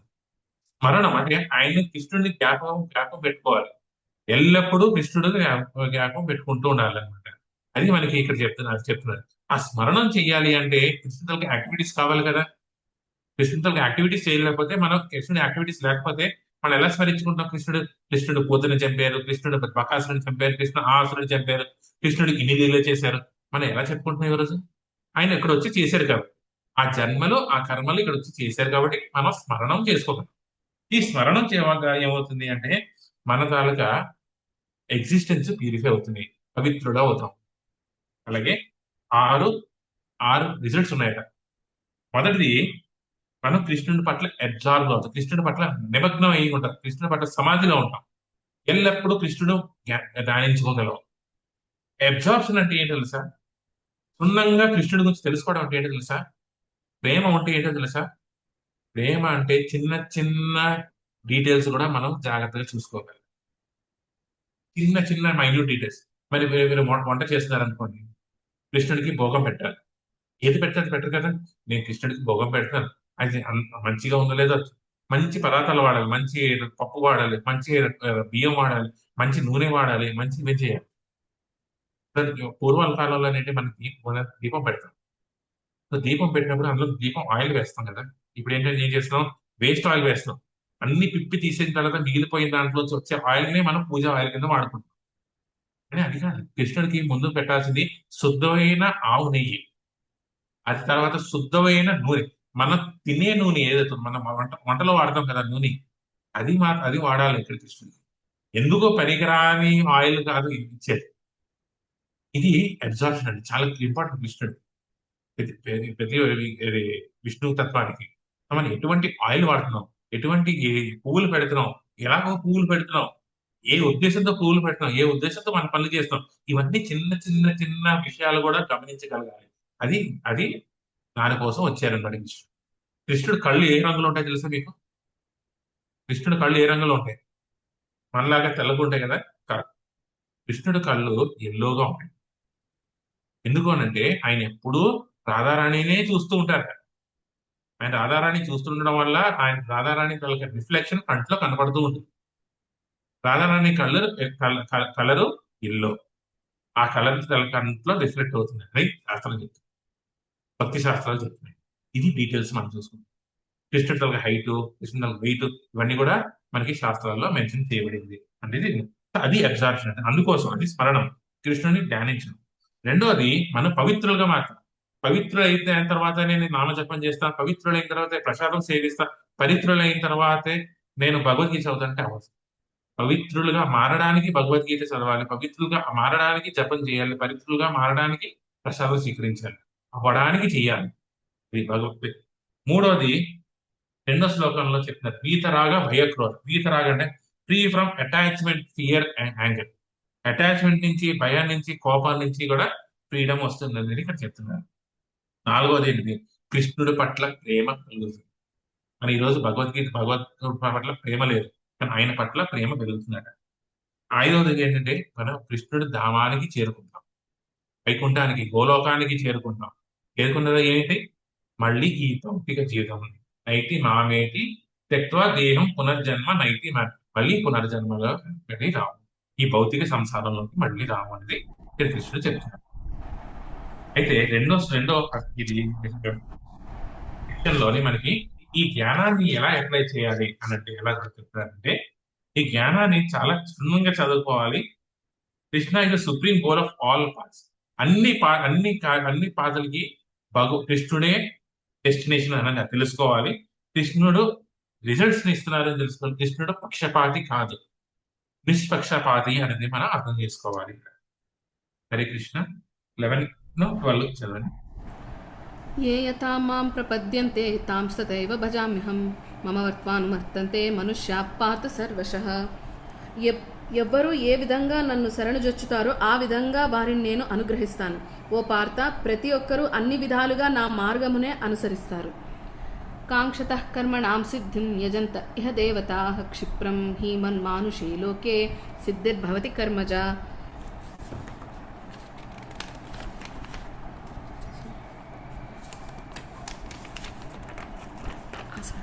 ఈ లోకమున మనుష్యులు కర్మఫల సిద్ధిని కోరి దేవతలను ఆరాధించుచున్నారు. నిక్కముగా ఈ మనుష్య లోకమున కర్మలు ఫలమును శీఘ్రముగా లభించును. ముందుగా ఏంటంటే యాజ్ యు సరెండర్ సోదరి, నువ్వు ఎలాగైతే నన్ను ఊహిస్తావో నేను నీకు అలాగే రెసిప్రొకేట్ చేస్తాను. చాలా మంది అంటారు ఏ పని చేసినా భగవంతుడికి చేరుతాయి, ఏ పని చేసినా భగవంతుడికి చేరవండి. ఏ పని చేసినా భగవంతుడి వైపు వెళ్ళడానికి చేస్తుంది, డైరెక్ట్ గా కానీ ఇండైరెక్ట్. సో మనం కృష్ణుడిని ఎలాగా చేరుకునే మార్గం ఎంచుకుంటామో కృష్ణుడు కూడా మనం అలాగే రెసిప్రొకేట్ చేస్తారు. అయితే అందరికీ ఒకలా ఉండదు. కానీ మీరు చూసే మీరు పక్షపాతి కాదన్నారు, మరి ఇప్పుడే పక్షపాతి. మీరు ఒకలా అన్నారు, మీకు ఒక కోరిక ఉంది, ఆ కోరిక ప్రకారంగా వస్తుంది. కొంతమందికి ప్రేమ చేయాలని ఉంటుంది, ఆయన ప్రేమికుడిగా కనపడతాడు. కొంతమందికి దేవతలుగా చూడాలనుకుంటారు, ఆయన దేవతగా కనపడతారు. కొంతమందికి ఏంటంటే చావుగా చూడాలనుకుంటారు, ఆయన మృత్యుగా కనపడతారు. సో ఈరోజు జనాల్లో అందరూ భగవంతుడు లేరంటారు. వీళ్ళందరికీ ఆ భగవంతుడు కృష్ణుడు ఎలా కనపడతారు తెలుసా? చావు రూపంలో కనపడతారు. ఎందుకంటే అదే చూస్తున్నారు. సో ఎవరు ఎలాగైతే చూస్తారో కృష్ణుడిని, అలాగా ఆయన రెసిప్రొకేట్ చేస్తారు అనమాట. ఇప్పుడు ఎగ్జాంపుల్ ఉందండి, ఇప్పుడు బిల్డింగ్ ఇప్పుడు కొత్తగా ఏంటంటే బిల్డింగ్ కన్స్ట్రక్ట్ చేసినప్పుడు 3D మోడల్స్ ఉంటాయి. 3D మోడల్స్ లో కింద నుంచి ఇటు అటు ఇటు తిప్పి చూస్తాం. అన్ని అన్ని అది బిల్డింగ్ లో చూస్తున్నాయి. కానీ ఈ యాంగిల్ లో చూస్తే బిల్డింగ్ ఒకలా కనపడుతుంది, ఈ యాంగిల్ లో చూస్తే బిల్డింగ్ ఒకలా, పై నుంచి చూస్తే బిల్డింగ్ ఒకలా, కింద నుంచి చూస్తే బిల్డింగ్ ఒకలా కనపడుతుంది. డిఫరెంట్ డిఫరెంట్ యాంగిల్స్ నుంచి అదే బిల్డింగ్ చూస్తాం 3D మోడల్. అదే బిల్డింగ్ డిఫరెంట్ మోడల్స్ ఒకసారి ట్రయాంగిల్ లో కనపడుతుంది, పైన చూస్తే ట్రయాంగిల్ కనపడుతుంది. అంటే వాళ్ళు అక్కడే దాని వరకే అర్థం చేసుకుంటారు అన్నమాట. కానీ ఇది ఎవరికి తెలుస్తుంది కంప్లీట్? ఎవరైతే ఈ 3D మోడల్ కంప్లీట్ గా డిజైన్ చేశారో ఆ డిజైన్ చేసిన వాడికే ఈ మోడల్ అంతా తెలుస్తుంది. మిగతా వాళ్ళకి ఆ కొత్త మోడల్ మాత్రం తెలుస్తుంది. అలాగే చిన్న ఎగ్జాంపుల్, ఇప్పుడు మనం మన మన ఇష్టమైన వాళ్ళు ఉంటారు, మన పిల్లలు ఉంటారు, మన పేరెంట్స్ ఉంటారు, అలాగే చాలా మంది ఇష్టమైన వాళ్ళు ఉంటారు. వాళ్ళు వెళ్ళిపోయారు అనుకోండి, అక్కడ అక్కడ దేహం పడి ఉన్నారు, సడన్గా లేచారు అనుకోండి, ఏమవుతుంది? మన భయపడుతుంది. అసలు మన ప్రేమించేవాడు లేచి వచ్చాడంటే మనం ఆనందించాల్సి పోయి భయపడతాం. శరీరాన్ని ఉంచుకోం కదా, నాకు ఇష్టమైన వాళ్ళ శరీరం కాబట్టి చనిపోయినా కూడా ఇదే శరీరాన్ని ఉంచుకుంటాను కాబట్టి ఉంచుకుంటారు, ఉంచుకోరు. ఆ శరీరాన్ని ఎలాగైనా దహనం చేయాలనుకుంటారు. సో ఇప్పుడు ఎవరిని ప్రేమిస్తున్నాం? దేహాన్న అన్న దేహాల్లో ఉన్న దేహిన ఆత్మని ప్రేమిస్తున్నాం. ఈ ఆత్మ ఎవరు? భగవంతుడిలో పాటను మనకు అర్థం చేసుకున్నాం. అంటే ఏంటి? ఆత్మని ప్రేమిస్తున్నాము అంటే ఇండైరెక్ట్ గా కృష్ణుడిని ప్రేమిస్తున్నాం. ఇండైరెక్ట్ గా కృష్ణుడిని ప్రేమిస్తాం. ఇప్పుడు కృష్ణుడిని ప్రేమించాలనుకో డైరెక్ట్ గా ఏమవుతుంది? డైరెక్ట్ గానే మనం అందరినీ కూడా ప్రేమించుకున్నాం. సో అందుకే వసుదేవ కుటుంబకం. సో కృష్ణుడిని ప్రేమిస్తే కృష్ణుని తాలూకా పిల్లలందరినీ కూడా ప్రేమించగలము, కృష్ణుని తాలూకా యాక్టివిటీస్ కూడా ప్రేమించగలము. సో మనం ఎలా చూస్తే అలా కనపడతాడు కృష్ణుడు. అంతేగాని ప్రతి వాళ్ళకి ఒకేలాగా రిజల్ట్స్ రావు. మనకి ఎలా కావాలి? సో మన 10th క్లాస్ ప్రకారంగా 10th రిజల్ట్స్ వస్తాయి, 12th క్లాస్ ప్రకారంగా 12th రిజల్ట్స్ వస్తాయి, అలాగే వస్తాయి. మనకి ఎలాగైతే అలా వస్తాయి. అయితే కానీ కొంతమంది ఏంటి, నాకు ఇమీడియట్ రిజల్ట్స్ కావాలి. ఈరోజు fast foods, 2 minute noodles, instant coffee, మనకి అన్ని ఇన్స్టెంట్ రిజల్ట్స్ కావాలి, క్విక్ రిజల్ట్స్ కావాలి. డిలేడ్ రిజల్ట్స్ మాకు. రిలేషన్షిప్స్ ఎప్పుడు ఇమీడియట్ గా రావు. రిలేషన్షిప్స్ ఎప్పుడు టైం తీసుకుంటాయి. దాంట్లో మనం ఇన్వెస్ట్ చేయాలి. కానీ మరి ఈ రోజులో దానికి ఓపిక లేదు రిలేషన్షిప్స్ లో ఇన్వెస్ట్ చేయాలి, ఇమీడియట్ రిజల్ట్స్ జరిగిపోవాలి. కానీ అందుకే ఏం చేస్తారు, చాలా మంది ఇమీడియట్ రిజల్ట్స్ కోసం ఏం చేస్తారు? దేవతా ఆరాధన చేస్తారు. ఇది చేస్తే నాకు ఇది వస్తుంది, ఇది చేస్తే నాకు అది వస్తుంది, ఇది చేస్తే నాకు ఇది వస్తుంది, ఈ పూజ చేస్తే నాకు వస్తుంది, ఆ వ్రతం చేస్తే ఇది వస్తుంది. ఇన్స్టెంట్ రిజల్ట్స్ కావాలి. ఎగ్జాంపుల్ ఎవరు? రావణాసుడు, కుంభకర్ణుడు, హిరణ్యకశిపుడు, హిరణ్యాక్షుడు, వీళ్ళందరూ భౌతికమైన సుఖాల కోసమే చేసినవారు. కానీ భగవంతుడి పట్ల ఉన్నప్పుడు అలా కాదు. ఇప్పుడు పిల్లలు బయటికి మార్కెట్కి వెళ్ళి షాప్ కీపర్ దగ్గర సిగరెట్ కొనుక్కోవచ్చు, సిగరెట్ వాడికి ఇచ్చేస్తారు, వాడికి బిజినెస్ కావాలి. కానీ అదే తల్లిదండ్రులను అడిగాను కొన్నమ్మా నాకు సిగరెట్ కావాలంటే సిగరెట్ ఇస్తున్నా వాళ్ళ అమ్మాయి కొడుతుంది. ఇది తల్లిదండ్రులకి భగవతి వాళ్ళకి డిఫరెన్స్. భగవంతుడు మన తల్లిదండ్రులు లాంటి వాళ్ళు. మనం అడిగిన ప్రతి కోరిక తీర్చరు, మనకి ఏదైతే అవసరమో అదే ఇస్తాడు. మనకి ఈ కృష్ణుడు అదే చెప్తున్నాడు, నేను నీ తల్లిదండ్రుల్ని, నువ్వు నీకు ఏది మంచో నేను అది ఇస్తాను. కానీ కొంతమంది ఏం చేస్తారు, కృష్ణుడిని దేవతగా ఊహిస్తారు. ఆ దేవతగా ఊహించి నాకు ఇది కావాలని వెంకటేశ్వర స్వామి దగ్గరికి వెళ్తారు, జగన్నాథ స్వామి దగ్గరికి వెళ్తారు, నాకు ఇది కావాలి అది కావాలి భౌతికమైన కోరిక కోరుతారు. భగవంతుడు కదా, భగవంతుడు కోరుతాడు, కానీ వెంటనే ఇవ్వరు. మన తాలూకా చిత్తాన్ని శుద్ధి చేసిన తర్వాత ఇస్తారు. ఎగ్జాంపుల్ ఏంటి? ధ్రువ మహారాజ్. ధ్రువ మహారాజుకి అవమానం జరిగినప్పుడు ఏమైంది? ఆయన తన తాతగారైన బ్రహ్మదేవుడి కన్నా హైయెస్ట్ పొజిషన్ కావాలన్న కోరికతో వెళ్తారు.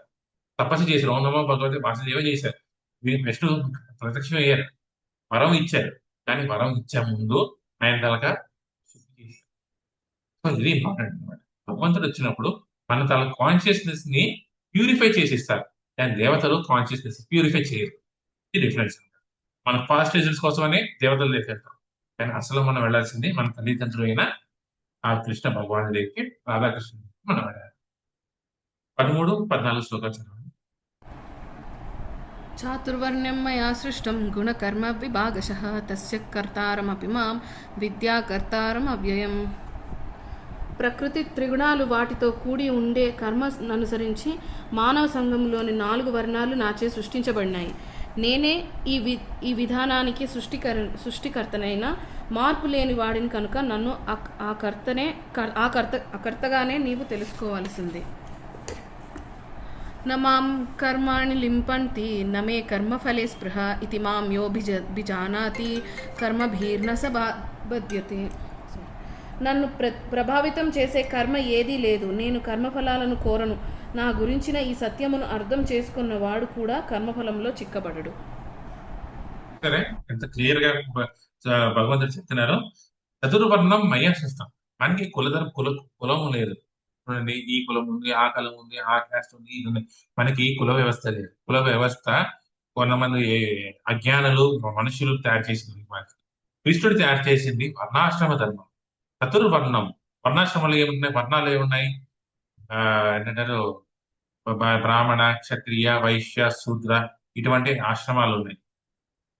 ఇటువంటి వర్ణాశ్రమ సిస్టమ్ ని ఆయన సృష్టించారు అన్నమాట. ఎందుకు సృష్టించారు అని అంటే, మన తాలూకా యాక్టివిటీస్, కోరికలు ఉన్నాయి. మనిషికి కోరికలు అంటూ ఉంటాయి కదా. కోరిక లేకుండా ఉండదంట. కోరికలు ఉండాలి కదా. కానీ కోరికలు రెగ్యులేటెడ్ గా ఉండాలి. ఎటువంటి కోరికలు ఉండాలి, ఎలా ఉండాలి అనే దానికి రెగ్యులేషన్ ఉండాలి. నేను నచ్చింది చేస్తానంటే అవదు. కొన్ని రూల్స్ అండ్ రెగ్యులేషన్స్ ఉంటాయి. ఆ రూల్స్ అండ్ రెగ్యులేషన్స్ ఉండడానికి ఈ చతుర్వర్ణం ఇచ్చారు. అది ఎలాగా? గుణ కర్మ విభాగశ. మన గుణాలు బట్టి, మన చేసే యాక్షన్స్ బట్టి మన అలాగా ప్రవర్తనలు ఉంటాయి. కానీ పుట్టుకతో ఆధారం లేదు. చూడండి, పుట్టుక బట్టి లేదు. మన గుణాలు ఎటువంటివి, మన అది కర్మలు ఎటువంటిది అని బట్టి మనం ఉంటాయి. మన సాఫ్ట్వేర్ ఇంజనీర్ కోడింగ్ చేసేవాడిని సాఫ్ట్వేర్ ఇంజనీర్ అంటారు, కానీ ఎలక్ట్రానిక్ ఇంజనీర్ అంటారు కదా. ఎలక్ట్రానిక్ ఇంజనీర్ కి ఎక్కువ శాలరీ వస్తున్నది, సో నేను సాఫ్ట్వేర్ చేసిన ఎలక్ట్రానిక్ ఇంజనీర్ అంటే అవదు. నువ్వు సాఫ్ట్వేర్ చేస్తున్నావు అంటే సాఫ్ట్వేర్ ఇంజనీర్, ఎలక్ట్రికల్ వర్క్ చేస్తున్నా ఎలక్ట్రికల్ ఇంజనీర్. అలాగే నువ్వు బ్రాహ్మణ యాక్టివిటీ చేస్తే బ్రాహ్మణుడివి, ప్రొటెక్షన్ చేస్తే క్షత్రియుడివి, వ్యవసాయం చేస్తే వైశ్యుడివి, ఇవన్నిటిని ఇంప్లిమెంట్ చేస్తే శూద్రుడు. ఇవన్నీ నేను ఎందుకనంటే రెగ్యులేట్ చేసి మనని ప్యూరిఫై చేయడానికి కోసమే. ఎవరైతే ఈ నాలుగు ఆశ్రమాలు పాటిస్తారో వాళ్ళు ప్యూరిఫై అవుతారు. కానీ నాకు ఇది, నేను మాత్రం నాన్ డ్యూయర్. నేను మాత్రం ఈ ఆశ్రమంలో లేను. ఎందుకంటే ఏ ఫ్రూట్స్ నాకు నాకు ఎటువంటి కోరికలు లేవు, నో డిజైర్స్. సో అందుకే చైతన్య మహాప్రభుగా కృష్ణుడు వచ్చినప్పుడు ఆయన ఏం చెప్పారు? గోపి ప్రతులు కమలయోర్ దాస దాస అనుదాస. నేను బ్రాహ్మణుని కాదు, నేను క్షత్రియుడు కాదు, నేను వైశ్యుడు కాదు, నేను శూద్రుడు కాదు. అన్ని చెప్పగా నేను ఎవరు అని అంటే గోపి అంటే డివోటీస్ తాలూకా, భక్తుల తాలూకా దాసుడని మన తాలూకా ఐడెంటిటీ అది. అసలైన ఐడెంటిటీ అది చెప్తున్నారు. కృష్ణుడి తాలూకా ఐడెంటిటీ అది. సో కృష్ణుడికి అందుకే ఎవరైతే ఇది తెలుసుకుంటారో వాడి కూడా అదే. ఎవరైతే కృష్ణుడు ఇలాగే పనిచేస్తున్నారని తెలుసుకుంటున్నారో వాడు కూడా దాసాను మనం ఉండాలి, ఉంటాము. దానివల్ల అటువంటి కర్మలు నీకు అంటావు అని చెప్తారు. నీకు భక్తులు ఏం చేయాలి? నెక్స్ట్ 15 దానికి ఏం రికమెండేషన్ ఇస్తారు అర్జునుడి ద్వారా మనకి అందరికి రికమెండేషన్ ఏం చేయాలి మనం చదవండి. ఏవం జ్ఞాత్వా కృతం కర్మ పూర్వైరపి ముముక్షుభిః కురు కర్మైవ తస్మాత్వం పూర్వతరం కృతం. పూర్వకాలంలో ముక్తజీవులందరూ నా దివ్య స్వభావము గురించి ఈ అవగాహనతోనే కర్మలను వనరించారు. అందుకే వారి అడుగుజాడలలో నడుస్తూ నీవు నీ కర్మను నిర్వహించవలసింది. ఇప్పుడు ఏం చెప్తున్నారు ఇక్కడ? ముక్త జీవుల అడుగుజాడల్లో నడవండి. వాళ్ళు ఎలా చేశారో వాళ్ళకి వెళ్ళే దారిలో మనం వెళ్ళాలి అని చెప్పారు. సో ముక్త ఎవరు? జీవులు ఎవరు? Students of Krishna. ఎవరైతే ఈ భగవద్గీత వింటున్నారో వీళ్ళందరూ కూడా ముక్త జీవులే. సో వీళ్ళందరూ ఆచార్యులందరూ ముక్త జీవులే. సో ఆచార్య పరంపర ద్వారా మనం వినాలి. అని ఎందుకు వినాలి? కృష్ణుడు చెప్పాడు కాబట్టి, కృష్ణుడు కోసం మనం వినాలి. సంసిద్ధి హరితోషణం, కృష్ణుడి కోసం, ఆనందం కోసం, శ్రీకృష్ణ ప్రీత్యర్థం కోసం వినాలి. ఏం చేయాలి? తర్వాత విని ఏం చేయాలి? అర్థం చేసుకోండి. ఫ్యాక్ట్స్ ఏంటున్నాయి ఇక్కడ అర్థం చేసుకోండి, దాన్ని అప్లై చేయండి. కేవలం భగవద్గీత వినేసినంత మాత్రాన్ని ఏమైపోదు, మనం మారిపోవు. కొంత మారుతుంది, పుణ్యం వస్తుంది, ఇవన్నీ. కానీ దాని భగవద్గీత ప్రకారంగా మన ఆచరణ రావాలి. ఆచరణ ఇంపార్టెంట్, అప్లికేషన్ ఇంపార్టెంట్. తెలుసుకున్న ఒక్క ముక్క అయినా సరే మనం ఇంప్లిమెంట్ చేసే ప్రయత్నం చేయండి. దానివల్ల ఏమవుతుంది? మనం కృష్ణుడి తాలూకా సేవకులుగా మారుతాము, మన ఒరిజినల్ పొజిషన్ లోకి వస్తాము.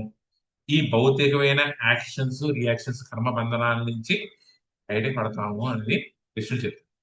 సో పరంపరలో విని ఉండండి, భగవద్గీత భాగవతం వినండి, ఆ నామ జపం చెయ్యండి, భక్తులు ఏం చేస్తారో ఆ విధంగా చెయ్యండి. మీరు కూడా ఈ భౌతిక జీవితాల కర్మ జన్మల నుంచి మీరు బయటపడతారు అండి. తర్వాత తదుపరి 16 నుంచి 24 శ్లోకంలోని ఈ కర్మను మనం ఏదైతే కర్మను తెలుసుకున్నామో ఈ కర్మని జ్ఞాన దృష్టితో చూస్తే ఎలా ఉంటుంది. ఇక్కడ చూడండి, లెఫ్ట్ సైడ్ మనకి ఒక ఇమేజ్ ఉందండి. ఒక వ్యక్తి పని చేసుకుంటాడు మనలాగే.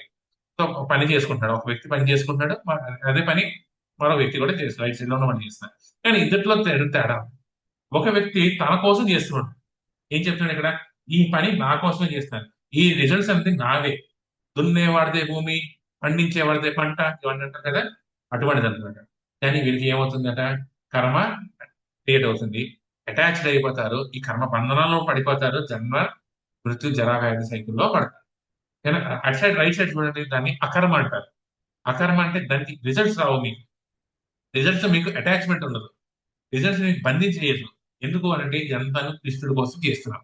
సో ఎవరైతే పంట పండిస్తున్నారో ఆ పంటని కృష్ణుడికి అర్పించండి. మనకు సంక్రాంతి రోజు నాడు అవన్నీ ఎందుకు చేశారు, ఎందుకు ఉన్నాయనుకున్నారు? పూర్వకాలంలో ఏదైతే పంట వచ్చింది, కొత్త పంట, కృష్ణుడికి సూర్యుడు భగవానుడికి ముందు అర్పించేవారు. సో ఇదంతా నా కోసం, ఇదంతా సేవా దృక్పథంలో చేస్తున్నాను, ఈ రిజల్ట్స్ అన్ని కూడా కృష్ణుడి కోసమే ఇస్తున్నాను. ఇక్కడి నుంచి మనం ఈ కర్మ నుంచి అకర్మలోకి ఎలా మారుతాం? ఈ రోజు మన కర్మ చేస్తున్నాం, కానీ అకర్మలోకి ఎలా మారుతాము అంటే ఈ దివ్య జ్ఞానం లైట్ ఉండాలి, టార్చ్ లైట్ ఉండాలి. టార్చ్ లైట్ ఉన్నప్పుడే మనం చీకట్లోంచి వెలుతురు వస్తాం. ఇది మనకి ఈ ఈ 9 శ్లోకాల్లో చెప్తున్నాను.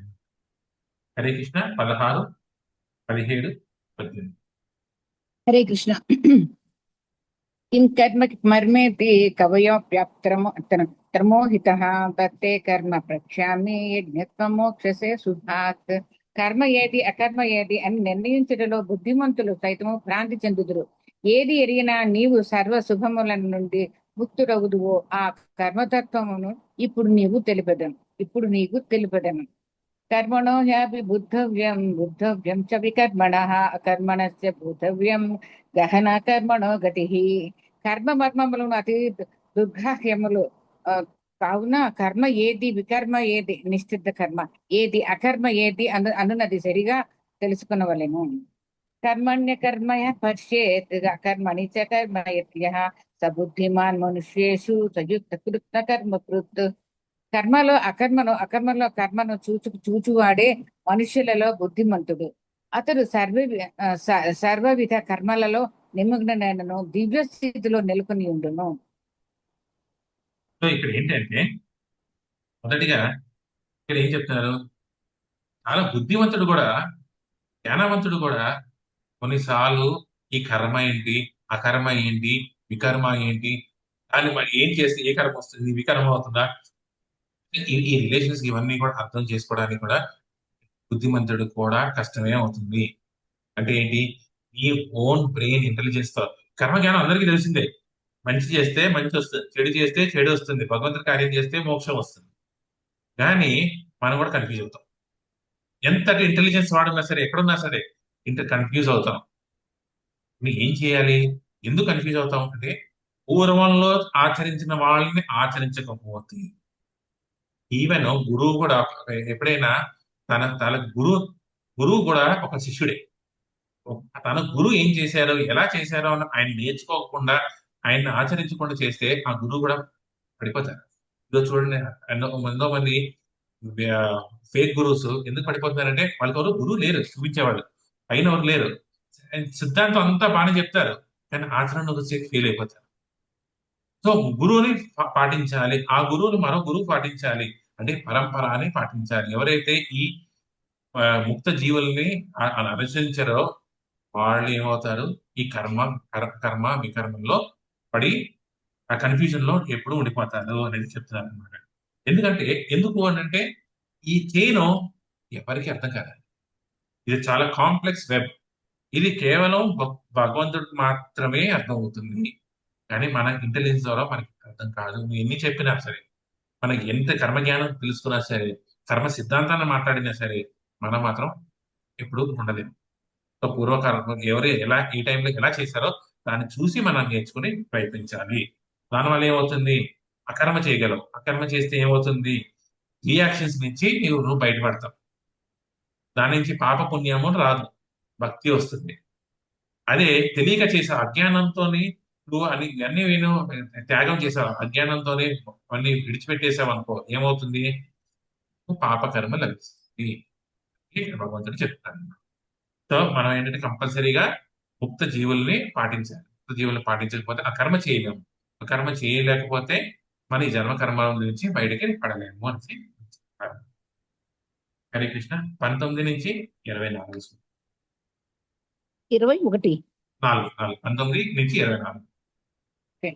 యస్య సర్వే సమారంభా కామ సంకల్పవర్జితః జ్ఞానాగ్నిదగ్న కర్మాణం తమహు పండితాంబుధః. ఎవని ప్రయత్నములన్నీయును ఇంద్రియ భోగ వాంఛలు లేకుండునో అతడే పూర్ణ జ్ఞాని అని తెలుగుబడును.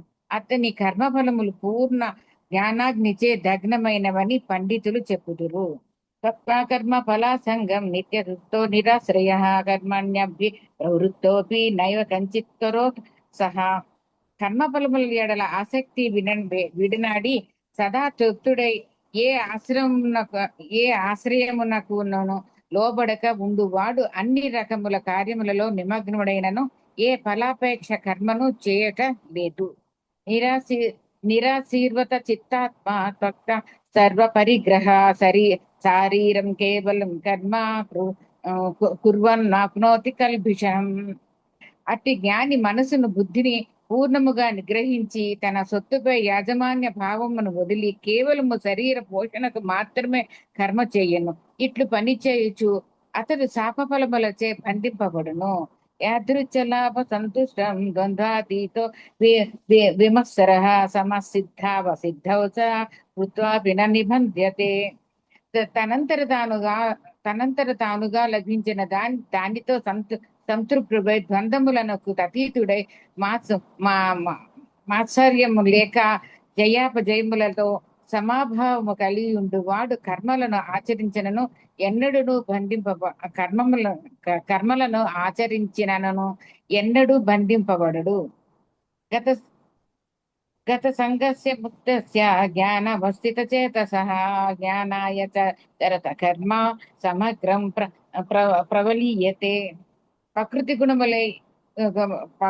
గుణములపై ఆసక్తి లేక దివ్య జ్ఞానమునందు శిస్తుడైన మనుజుని కర్మ సమగ్రముగా దివ్యత్వమునందు లీనమగును.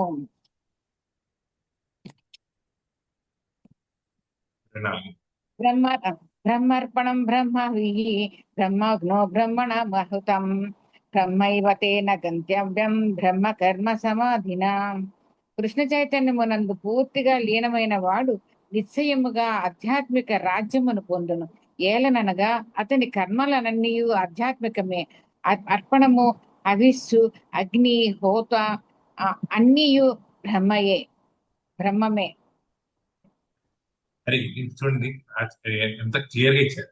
ఎవరైతే ఈ కృష్ణ కాన్షియస్నెస్ లో నిమగ్నం అయి ఉంటారో, కంప్లీట్ గా అబ్జర్వ్ అయి ఉంటారో, నిమగ్నం అయి ఉంటారో, వాళ్ళ తాలూకు క్వాలిటీస్ ఎలా ఉంటాయి అనేది మనకి 19 నుంచి 23 శ్లోకంలో చెప్పబడింది. ఏమిటి అంటే చూడండి, ఇక్కడ ఒక ఎగ్జాంపుల్. 19 నుంచి 21 శ్లోకంలో సాధకుడుగా గురించి చెప్పారు. మనలాంటి సాధకులు ఎలా ఉంటారు? మనం ఆటోమేటిక్ గా ఎప్పుడైతే ఈ కృష్ణ కాన్షియస్నెస్ అంటే ఏమీ కాదండి, అవి కృష్ణుడు పట్ల మనం ఉన్న మన కాన్షియస్నెస్ ఇవన్నీ ఎలా వస్తాయి? మనం ఎప్పుడు చెప్పుకునేది భక్తుల సాంగత్యంలో వస్తుంది, హరికృష్ణ మహామంత్రంలో వస్తుంది, భగవద్గీత భాగవతం చెప్పడం వినడంలో వస్తుంది, సేవాభావంలో వస్తుంది, ఐదోది ఇది విగ్రహారాధనలో వస్తుంది. ఇవి సాధకుడు తాలూకా చేయవలసిన ప్రాధాన్య లక్షణములు. సో సాధకుడి స్టేజ్ లో ఏమవుతుంది అంటే ఆటోమేటిక్ గా ఈ ఏదైతే కర్మ ఫలం ఉందో ఫలం ఉందో ఆ ఫలాన్ని పట్ల డిటాచ్డ్ గా ఉంటాడు. కర్మ చేస్తాడు కానీ కర్మ అంతాను కూడా భగవంతుడి అర్పణలో జరిగిపోతుంది ఆటోమేటిక్. తర్వాత ఎల్లప్పుడూ సాటిస్ఫైడ్ గా ఉంటాడు. So desires burnt by knowledge. So జ్ఞాన అగ్నిలో ఇవన్నీ హవిసుగా మారిపోతుంది. ఎప్పుడైతే హరే కృష్ణ మహామంత్రం జపిస్తున్నావో ఇది ఒక సంకీర్తన యజ్ఞం. ఈ యజ్ఞంలో హవిసు ఏంటి? మన కర్మలు అవన్నీ కూడా హవిసుగా మారిపోతున్నాయి. ఏదైతే చెడు కోరికలు ఉన్నాయో అన్ని కూడా అందులో దహనం అయిపోతుంటాయి. సో అలా ఇప్పుడు ఎల్లప్పుడూ సాటిస్ఫైడ్ గా ఉంటాడు. సాటిస్ఫైడ్ గా ఉన్నవాడు ఎప్పుడు ఫ్రీడమ్ తోనే ఉంటాడు. వీళ్ళు ఎప్పుడు ఎలా పనిచేస్తుంటారు అంటే తను వేరే మినిమం రిక్వైర్మెంట్స్. మనం పని ఉద్యోగం చేసుకోకూడదా అంటే చేసుకోవాలి, చేసుకుంటాం. కానీ ఎంతవరకు మన మన మన సాధనం జరగాలి. మనకి ఎంత అవసరం ఉందో అంత ధనమైనా సేకరించుకోవాలి. అంతకన్నా ఎక్కువ ధనం తీసుకున్నాం అనేది కష్టాలు. ప్రత్యాహార ప్రయాస. ప్రత్యాహారం అంటే ఎక్కువ ధనం కూడా, ఆహారం అంటే ధనం కూడా వస్తుంది. ఎక్కువ ధనం కోసం మనం వెంపర్లాడితే ఏమవుతుంది, మనం ఈ భోగేశ్వర ప్రసక్తానం తయాపాత సో భోగేశ్వరుల పట్ల వెళ్తే మనకి ఇటువంటి జ్ఞానం లభించదు. మనకి ఎంత అవసరమో అంటే చేసుకోండి, అవసరం వాటి నుంచి ఎక్కువ ఆశించద్దు అనేది మనకి 20 నుంచి 21 చెప్తారు. 21వ శ్లోకాల నుంచి 22 శ్లోకాల్లోని సిద్ధుడు ఏం చేస్తారు, సాధన భక్తి నుంచి సిద్ధ భక్తిలోకి మారిన వాడు ఎలా ఉంటాడు అనేది ఇక్కడ చెప్తున్నారు అనమాట. సో అన్నిటినీ ఫ్రీడమ్ ఫ్రమ్ ప్రొప్రైటర్షిప్. నేను ఓనర్ కాదు, భగవంతుడు ఓనర్. నాకు డిజైర్ కాదు, నాకు కేవలం కొంత కోరికలు ఉన్నాయి, సెల్ఫ్ సాటిస్ఫాక్షన్ ఉన్నాయి, డ్యువాలిటీస్, కామ క్రోధములు, సుఖ దుఃఖాలు, వీటన్నింటి నుంచి కూడా బయట ఉంటాడు. 22వ శ్లోకాల నుంచి 23 శ్లోకాల్లో మనం ఈ యజ్ఞాన్ని గురించి తెలుసుకున్నాం. ఏంటి ద రిజల్ట్ ఏమవుతుంది, స్టడీనెస్ వస్తుంది, నిష్ఠ, స్టడీనెస్ వస్తుంది అనమాట. ఎందులోని సక్సెస్ ఫెయిల్యూర్ లో కూడా స్టడీగా ఉండగలం, సమాన దాంతో ఉండగలం. అసూయ నుంచి దూరంగా ఉండగలం, రిమోట్స్ మెటీరియల్ నుంచి బయట ఉండగలం. అప్పుడు మనం జ్ఞాన స్థితిలో ఉండగలం, జ్ఞాన స్థితిలో ఉండగలము అని చెప్తున్నారు ఈ జ్ఞాన చేయడం. అది అసలైన కర్మము. దీనివల్ల మనం మర్జ్ ఇన్ టు ఎగ్జిస్టెన్స్. ఇది కృష్ణ కాన్షియస్నెస్ అంటే సాక్రిఫైస్ ఇన్ కృష్ణ కాన్షియస్నెస్. ప్రతిదీ మన కర్మ ఫలితాన్ని భగవంతుడికి అర్పించడమే ఇది చెప్తుంది. అయితే 4వ సెక్షన్ లో ఇక్కడ ఏం చెప్పారు, త్యాగము. సో కొన్ని త్యాగాలు చేస్తే గానీ ఈ జ్ఞానం లభించదు. ఇప్పుడు చూడండి, ఐఏఎస్ చదవాలనుకోండి, మామూలుగా చదివితే అవ్వదు. ఐఐటి కానీ ఐఏఎస్ కానీ పెద్ద పెద్ద వెళ్ళానుకోండి, ఆ స్టూడెంట్ ఎన్నో కోరికల్ని త్యాగం చేస్తారు. ఫ్రెండ్స్ తో వెళ్ళాలంటుంది కానీ వెళ్ళరు, సినిమాలు చూడాలంటుంది కానీ చూడరు. ఎందుకంటే తన గోల్ మాత్రం ఒకటి, ఐఐటి, ఐఏఎస్, దివ్యకి. అలాగే ఒక సాధకుడు తన గోల్ ఏంటి, దివ్య జ్ఞానం. దివ్య జ్ఞానం పొందాలంటే కొన్ని రకాలైన త్యాగాలు చేయాలి. ఆ త్యాగాలు మాత్రమే ఈ దివ్య జ్ఞానాన్ని ఇస్తుంది అని చెప్తున్నారు ఈ శ్లోకాలలో. హరే కృష్ణ. 25 నుంచి 29. దైవమే పరే యజ్ఞం యోగేన పర్యుపాసతే బ్రహ్మజ్ఞవ పరే యజ్ఞం యజ్ఞేనైవ పాజుర్పతి. కొందరు యోగులు దేవతలను వివిధ యజ్ఞములచే చక్కగా ఆరాధించుచున్నారు. మరికొందరు పరబ్రహ్మను అగ్నియందు యజ్ఞములను అర్పించుచున్నారు. స్తోత్రాదీనంద్రియాన్నిన్యే సంయమాగ్నిషు జుహ్వతి సద్ధాదీన్ విషయాన్యన్యే ఇంద్రియాగ్నిషు జుహ్వతి. కొందరు నిష్టగల బ్రహ్మచారులు శ్రవణాది ఇంద్రియములను మనోనిగ్రహమును అగ్నియందు హోమము చేయుదురు.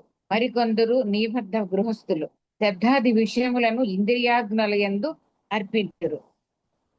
సర్వాణింద్రియ కర్మాణి ప్రాణకర్మాణి ఆత్మ సంయమ యోగాగ్నౌ జుహ్వాతి జ్ఞాన దీపితే. మనోంద్రియ నిగ్రహం ద్వారా ఆత్మ సాక్షాత్కారమును కోరు మరికొందరు సర్వేంద్రియ కర్మలను ప్రాణకర్మలను జ్ఞానముచే ప్రకాశించి ఆత్మ సంయమను యోగాగ్నిగయందు హవిస్సుగా అర్పింతురు. ద్రవ్యజ్ఞ స్తపోయజ్ఞ యోగ యజ్ఞ సదా పరే సాధ్యాయ జ్ఞాన యజ్ఞ యత సంసిత వ్రత. కఠిన వ్రతములను స్వీకరించి కొందరు తమ సంపదలను అర్పించుటిచే, మరికొందరు కఠోర తపస్సుచే, ఇంకొందరు అష్టాంగ యోగాభ్యాసముచే, మరికొందరు వేదాధ్యాయములను ద్వారా దివ్య జ్ఞానమునందు ప్రభావితమును పొందుచున్నారు. అపాన జిహ్వాతి ప్రాణం ప్రాణోపానం తథా పరే ప్రాణపాన పానగతి రుద్వా ప్రాణాయామ పరాయణ. ఆపరేణీయ తాహరః ప్రాణాన్ ప్రాణేషు జుహ్వతి. శ్వాస నిగ్రహము ద్వారా సమాధి స్థితిని కోరు మరికొందరు అపాన వాయువునందు ప్రాణవాయువును ప్రాణమునందు అపానమును అర్పించుచు చివరకు శ్వాసను పూర్తిగా నిలిపి సమాధిలో నిలుతురు. మరికొందరు ఆహారమును తగ్గించి ప్రాణమును యజ్ఞముగా అర్పించరు. హరే కృష్ణ. హరే కృష్ణ. ఇక్కడ ఎన్ని విధాలుగా త్యాగాలు చేయొచ్చు, ఎన్ని విధాలుగా సాక్రిఫైస్ చేయొచ్చు, ఆ జ్ఞానానికి చేరుకోవడానికి ఎన్ని లెవెల్స్ ఉన్నాయి అనేది ఇక్కడ చెప్తున్నారు. సో ఇప్పుడు చూస్తే కొంతమంది ఏం చేస్తారు, 25వ శ్లోకంలో కొన్ని త్యాగాలు ఏంటి, రెండు రకాల త్యాగాలు ఉన్నాయంట. ఒకటి, తను ఆర్జించినవి ఏదైతే ఉన్నాయో అవన్నీ కూడా త్యాగం చేస్తారు. కొంతమంది ఇది ఏంటంటే బ్రహ్మ అర్పణం చేస్తారట. అంటే మొదటి వాళ్ళు ఎవరైతే పొజిషన్స్ ఉన్నాయో, ఏదైతే ఉన్నాయో, నాకు ఇప్పుడు ఎందుకు చెప్పాం, ఏదైతే కర్మ ఫలితం ఉందో అది కృష్ణుడికి అర్పించమన్నాం. కొంతమంది ఏం చేస్తారు, కృష్ణుడికి అర్పించకుండా దేవతలకి అర్పిస్తారు. ఇదంతా తన కోసం చేస్తున్నాను, ఈ పలానా దేవతల కోసం చేస్తున్నాను, ఈ పలానా దేవిల కోసం చేస్తున్నాం అని అంటారు. సో దేవతల ఆరాధన కోసం అని కర్మ ఫలితాన్ని త్యాగం చేస్తారన్నమాట. కొంతమంది జ్ఞాన సంపాదన కోసం కొన్ని బ్రహ్మ అర్పణం చేస్తారనమాట. సో బ్రహ్మజ్యోతిలోకి వెళ్ళడానికి. కొంతమంది ఏం చేస్తారు, బ్రహ్మచారులు ఏం చేస్తారంటే నైష్టిక బ్రహ్మచారులు, ఈ మామూలు బ్రహ్మచారులు, నైష్టిక బ్రహ్మచారులు ఎవరైతే ఆథరిటీ బ్రహ్మచారులు ఉంటారో వాళ్ళు ఏం చేస్తారు, వాళ్ళ సెన్సెస్ ని, మైండ్ ని వినికిడి ద్వారా శ్రవణంలోనే అర్పిస్తారు. ప్రతి వాళ్ళు ఇంద్రియాలని నిగ్రహించే వాళ్ళే. అన్ని 10 మార్గం చెప్పింది కూడా ఇంద్రియ నిగ్రహత ఉన్నాయి. ఇంద్రియ నిగ్రహత లేని ఏది లేదు. సో ఈ ఇంద్రియ నిగ్రహత దేనికోసం పెడుతున్నాము అనేది ఇంపార్టెంట్. దేవి దేవతల కోసం చేస్తున్నావా, బ్రహ్మ జ్యోతిల కోసం చేస్తున్నావా, లేదా బ్రహ్మచారులు అయితే శ్రవణం కోసం చేస్తున్నారా? గృహస్థులకి కొంత రిలాక్సేషన్ ఉంది. సో బ్రహ్మచారులు కొన్ని ధన అర్జన చేయకూడదు, స్త్రీ సంగత్యం చేయకూడదు, కానీ గృహస్థులకి అలవెన్స్ ఉంది. దాని అర్థం గృహస్థులు ఏది పెడితే చేయొచ్చా కాదు, వాళ్ళకి రెగ్యులేషన్స్ ఉన్నాయి, 4 రెగ్యులేషన్ ప్రిన్సిపల్స్ ఉన్నాయి కదా, అది గృహస్థులు చేయాలి. సో ఎవరైతే ఇతర స్త్రీతో ఉండాలనుకున్న వాళ్ళు మ్యారేజ్ లో ఉంటారు, మ్యారేజ్ అంటే ఇచ్చారు గృహస్థులకి. ధన అర్జన ఎందుకు చేయాలి, బ్రహ్మచారులు సన్యాసులు వాళ్ళందరినీ ఈ కృష్ణ కాన్షియస్నెస్ ని నిలబెట్టే పని చేయాలి, అది గృహస్థ చేయవలసింది. ఈ విధంగాను తన సెన్సెస్ ని కూడా అగ్ని అర్పణం చేయాలి. అష్టాంగ యోగం ద్వారా అష్టాంగ యోగిలు వాళ్ళ ఇంద్రియాలని అర్పించగలరు. కొందరు ద్రవ్య యజ్ఞం అంటారు, చారిటీ. మన చారిటీ ఇస్తాం కదా, ఓల్డ్ ఏజ్ హోమ్స్ కి ఇస్తాము, కొన్ని డొనేషన్స్ ఇస్తాం, మన కష్టార్జితం అంతాను కొంత చారిటీ ఇస్తాం, దీన్ని ద్రవ్య యజ్ఞము అంటారు. కొందరు తపస్సు చేస్తారు, చతుర్మాస్యం. సో ఇప్పుడు మన జూలై 29 నుంచి చతుర్మాస్యం మొదలైంది. కార్తీక మాసం వరకు చతుర్మాస్యం ఉంటుంది. చతుర్మాస్య వ్రతం ఫాలో చేస్తారు కొంతమంది. అలాగే చంద్రయాణ వ్రతం చేస్తారు కొంతమంది, రథాలు ఉంటాయి. ఇటువంటి రథాలు ఎందుకు చేస్తారు, దీన్ని తపోమయ యజ్ఞం అంటారు. కొన్ని యజ్ఞాలు చేస్తారు చూడండి, కొన్ని శబరిమలకి వెళ్ళి మాలలు వేసుకుంటారు, కొందరు ఇక్కడికి వెళ్ళి మాలలు వేసుకుంటారు, కొందరు పెళ్లి చేస్తుంటారు. ఇవన్నీ ఎందుకు, తన ఇంద్రియాలను నిగ్రహత కోసం చేస్తారు. కొంతమంది యోగ యజ్ఞము చేస్తారు. ఇప్పుడు మనందరూ ఏం చేస్తున్నాం, శాస్త్ర యజ్ఞం చేస్తున్నాం. దాంతోనే మనం ఎవరైతే భగవద్గీత అంతా శ్రవణం చేసి ఆచరించే ప్రయత్నం చేస్తారో వాడు శాస్త్ర యజ్ఞం చేస్తున్నారు. అది 9వ అధ్యాయం స్వాధ్యాయ యజ్ఞం లేదా శాస్త్ర యజ్ఞం అంటారు. ఉపనిషత్తులు, వేదాంత సూత్రాలు, సాఖ్యలు, సంఖ్య యోగములు, ఇవన్నీ భగవద్గీత భాగవతంలో పఠిస్తే చేస్తారో వాళ్ళని దీన్ని శాస్త్ర యజ్ఞము అంటారు. కొంతమంది హఠయోగం, అష్టాంగ యోగం ద్వారా ఈ ఇంద్రియ. సో ఇవన్నీ చూస్తే మొదటి ఏంటంటే ఇంద్రియ నిగ్రహత కంపల్సరీ. మన మనస్సుని నిగ్రహత చేయవలసిందే కంపల్సరీ. ఎవరైతే మనసుని నిగ్రహిస్తారో, ఇంద్రియాలు నిగ్రహిస్తారో వాళ్ళకి మాత్రమే ఈ దివ్య జ్ఞానములు లభిస్తాయి. ఈ ఇంద్రియ నిగ్రహత చేసే వాడిని రాజఋషి అనేది ఇంతకుముందు భగవద్గీత చెప్పారు. ఇవన్నీ రాజఋషి ద్వారా వచ్చింది. అటువంటి రాజఋషికే ఈ భగవద్గీత ఈ దివ్య జ్ఞానం లభిస్తుంది అనేది మనకి చెప్తున్నారు. హరే కృష్ణ. భౌతికమైంది 30వ శ్లోకం. హరే కృష్ణ. సర్వేప్యేతే యజ్ఞవిదో యజ్ఞక్షపితకల్మష 33 వరకు చదవండి. 30 నుంచి 33 వరకు యజ్ఞస్య చదవండి. హరే కృష్ణ. 30 నుంచి 33 వరకు చదివండి. సర్వేప్యేతే యజ్ఞవిదో యజ్ఞక్షపితకల్మష యజ్ఞశిష్టామృతభుజో యాంతి బ్రహ్మ సనాతనం. యజ్ఞం యొక్క అర్థమును ఎరిగిన ఈ కర్తలందరూ పాపముల నుండి శుద్ధి పడతారు. యజ్ఞ ఫలముచే అమృతము రుచి చూసిన వారు పరమ నిత్య స్థానము వైపుకు ప్రయాణిస్తారు.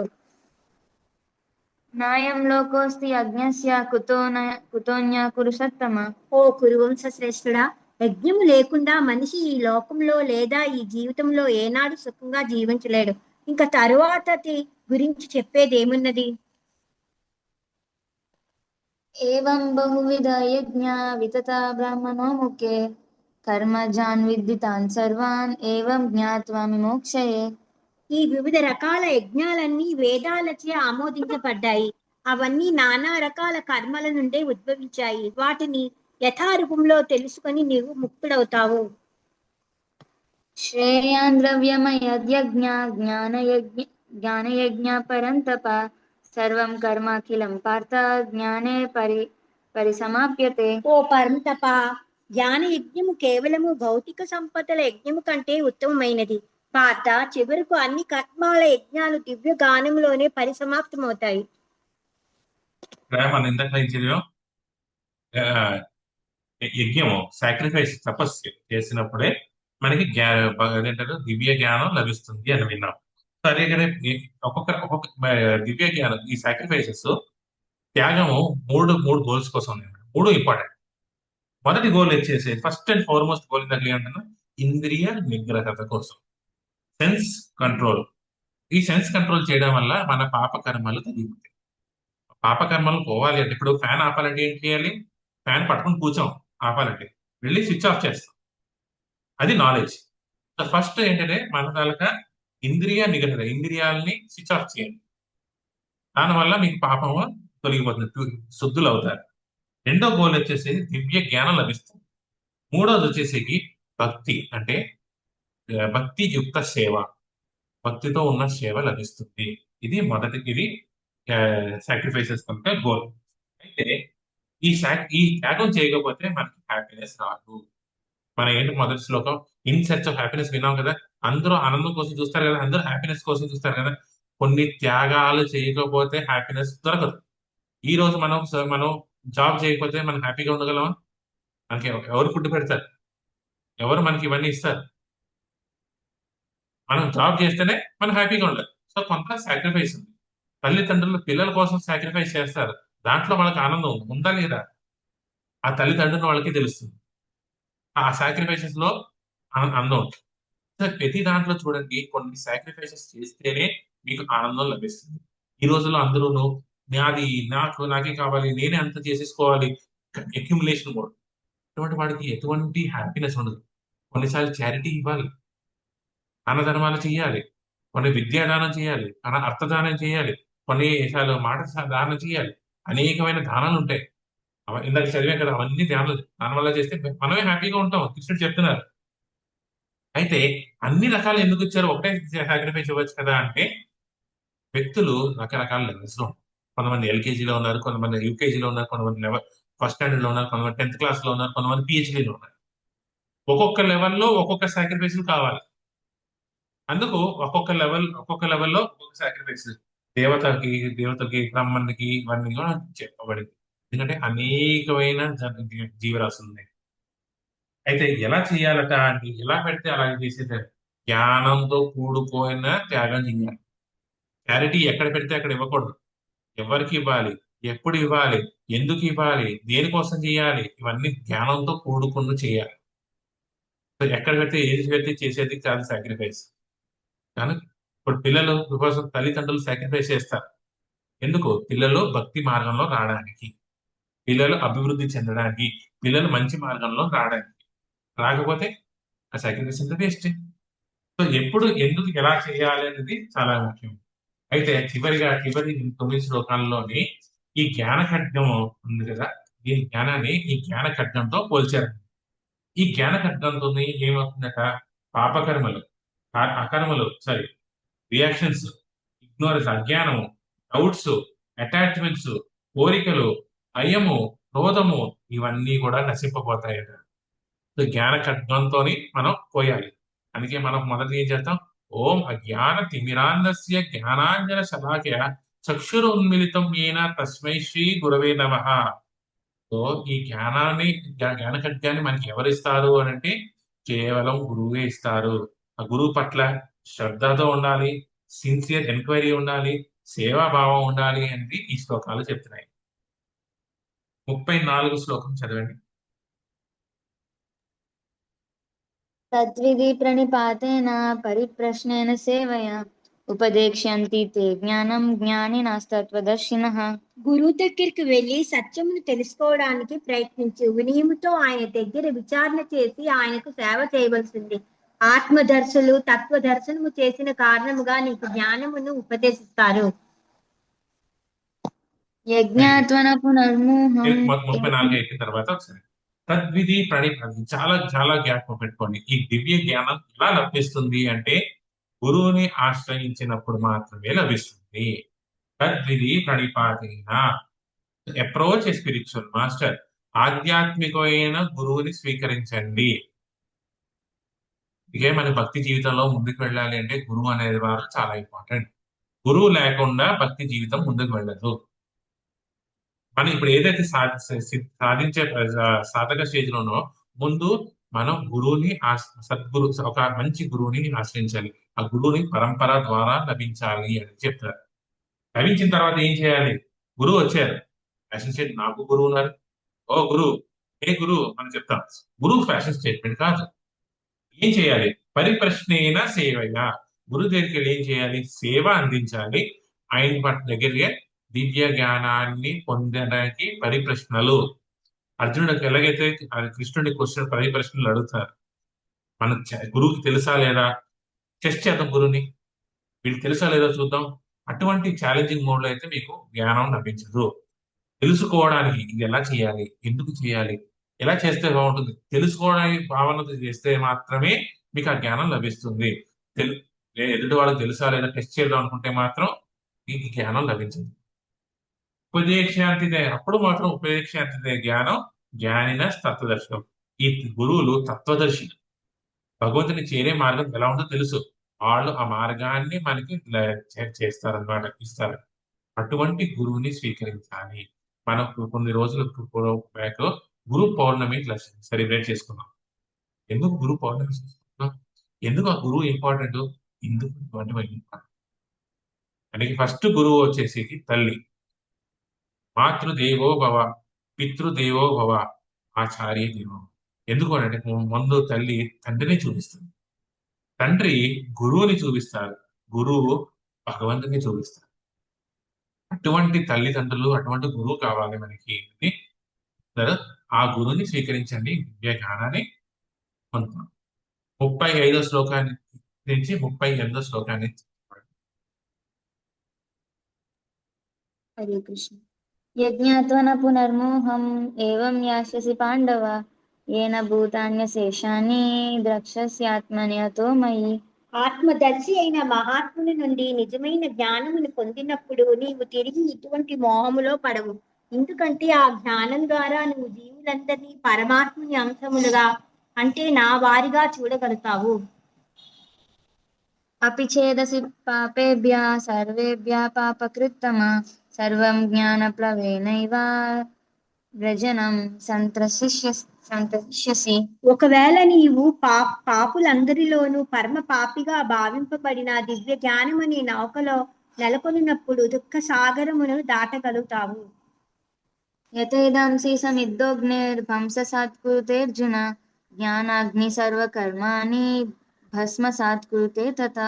ఓ అర్జున, మండే అగ్ని కట్టెలను బూడిద చేసినట్టుగా జ్ఞానాగ్ని భౌతిక కర్మ ఫలాలన్నింటినీ కాల్చి బూడిద చేస్తుంది.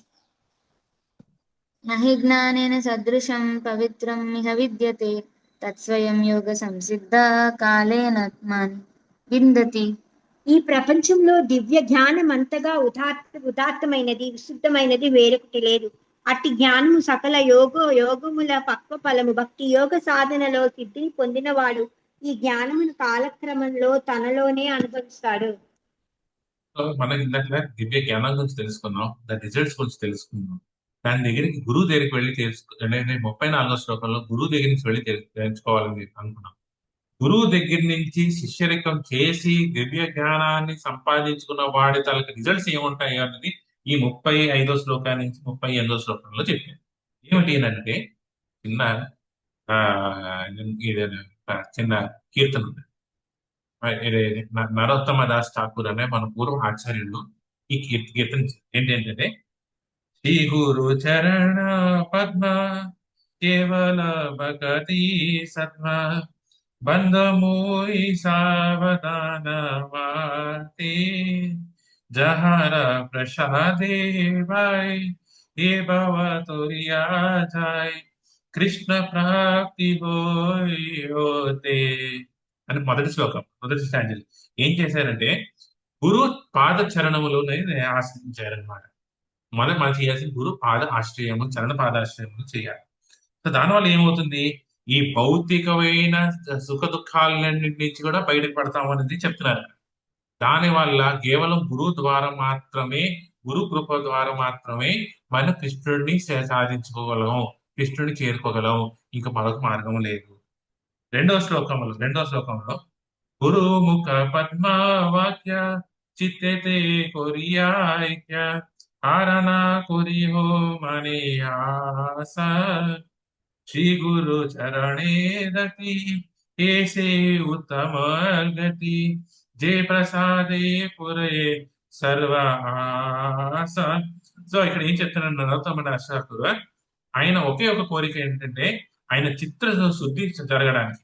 ఆయన చిత్తశుద్ధి జరగాలి అంటే కేవలం గురు ముఖమే, గురువు నోట్లోంచి ముఖంలోంచి వచ్చిన ఇన్స్ట్రక్షన్స్, దానివల్ల ఏమవుతుందంటే attachment to the lotus feet. So ఎవరి పట్ల గురు పట్ల అటాచ్మెంట్ ఉండాలి, దానివల్ల కృష్ణుని పట్ల అటాచ్మెంట్ లభిస్తుంది. దానివల్ల అన్ని జయ ప్రసాదే పురే సర్వ ఆశ, మన అన్ని కోరికలు కేవలం గురువు పాదాశ్రయముల ద్వారా మాత్రమే లభిస్తుంది అని చెప్తున్నారు. మూడోసారి చక్కుదాన్ దిల్లో జై జన్మే జన్మే ప్రభు సే దివ్య గాన్ హృదయ ప్రకాశితో ప్రేమ భక్తి జహా హోతే అవిద్య వినాశతే వేద గాయ జహార చరితో. వేదాలన్నీ కూడా ఎవరి చరిత్ర గురించి చెప్తున్నాయి, ఈ గురువు గురించి చరిత్ర గురించి చెప్తున్నాయి. ఎక్కడంటే అంటే చక్కుదాన్ దిలో జై జన్మే జన్మే ప్రభుపై, అనేక జన్మల అంతరం కూడా ఆయన ప్రేమ అభిమానం, ఆ ప్రేమను భక్తి దాని గురించి. ఎందుకంటే ఆ ప్రేమ భక్తి ద్వారా అవిద్యను వినాశనం అవుతాయి. ఈ ఇగ్నోరెన్స్ ఏదైతే భౌతికమైన జ్ఞానం ఉన్న అజ్ఞానం నుంచి బయటపడతాం. ఈ దివ్య జ్ఞాన హృదయ ప్రకాశితో, ఏదైతే మనం ఈ దివ్య జ్ఞానం చూస్తున్నామో ఆ దివ్య జ్ఞానము మన హృదయంలోకి ప్రకాశిస్తుంది. ఎప్పుడైతే మనం గురు పాదాశ్రయములు తీసుకుంటామో, గురు పాదాశ్రయం పట్ల అటాచ్మెంట్ పొందుతామో, ఇటువంటి కాన్షియస్నెస్ మన ఆచార్యులు అందరూ చెప్తున్నారు. అదే ఇక్కడ మనకి గురువు కృష్ణుడు చెప్తున్నారు అంటే 35వ శ్లోకంలో, you will obtain knowledge and realization. జ్ఞానము విజ్ఞానము అంటే రియలైజేషన్ అంటే అప్లై చేయగలం. జ్ఞానం లభించినంత మాత్రాన అప్లై చేయలేము గురువు ఆశ్రయం లేకపోతే. గురువు ఆశ్రయం ఉంటే ఎలా అప్లై చేయాలో మనకు అర్థమవుతుంది. So all living beings are part. And ఏంటి మోహము, మానవందరూ అహం బ్రహ్మాస్మి, నేను భగవంతుడిలో భాగం మాత్రమే అనే నేను దేవుణ్ణి, నేను భగవంతుడిని అనుకుంటాను చూసా, ఆ మోహం ఉంటాయా, ఆ మోహాన్ని తొలగిపోతుంది. 36వ శ్లోకంలో నేను చెప్పాను, ఈవెన్ పాపాత్ముడు కూడా ఏదైతే ఈ దివ్య జ్ఞానం అనే బోట్లు ఎక్కుతారో వాళ్ళు ఈ భౌతిక జీవితానికి ఆశిస్తారు.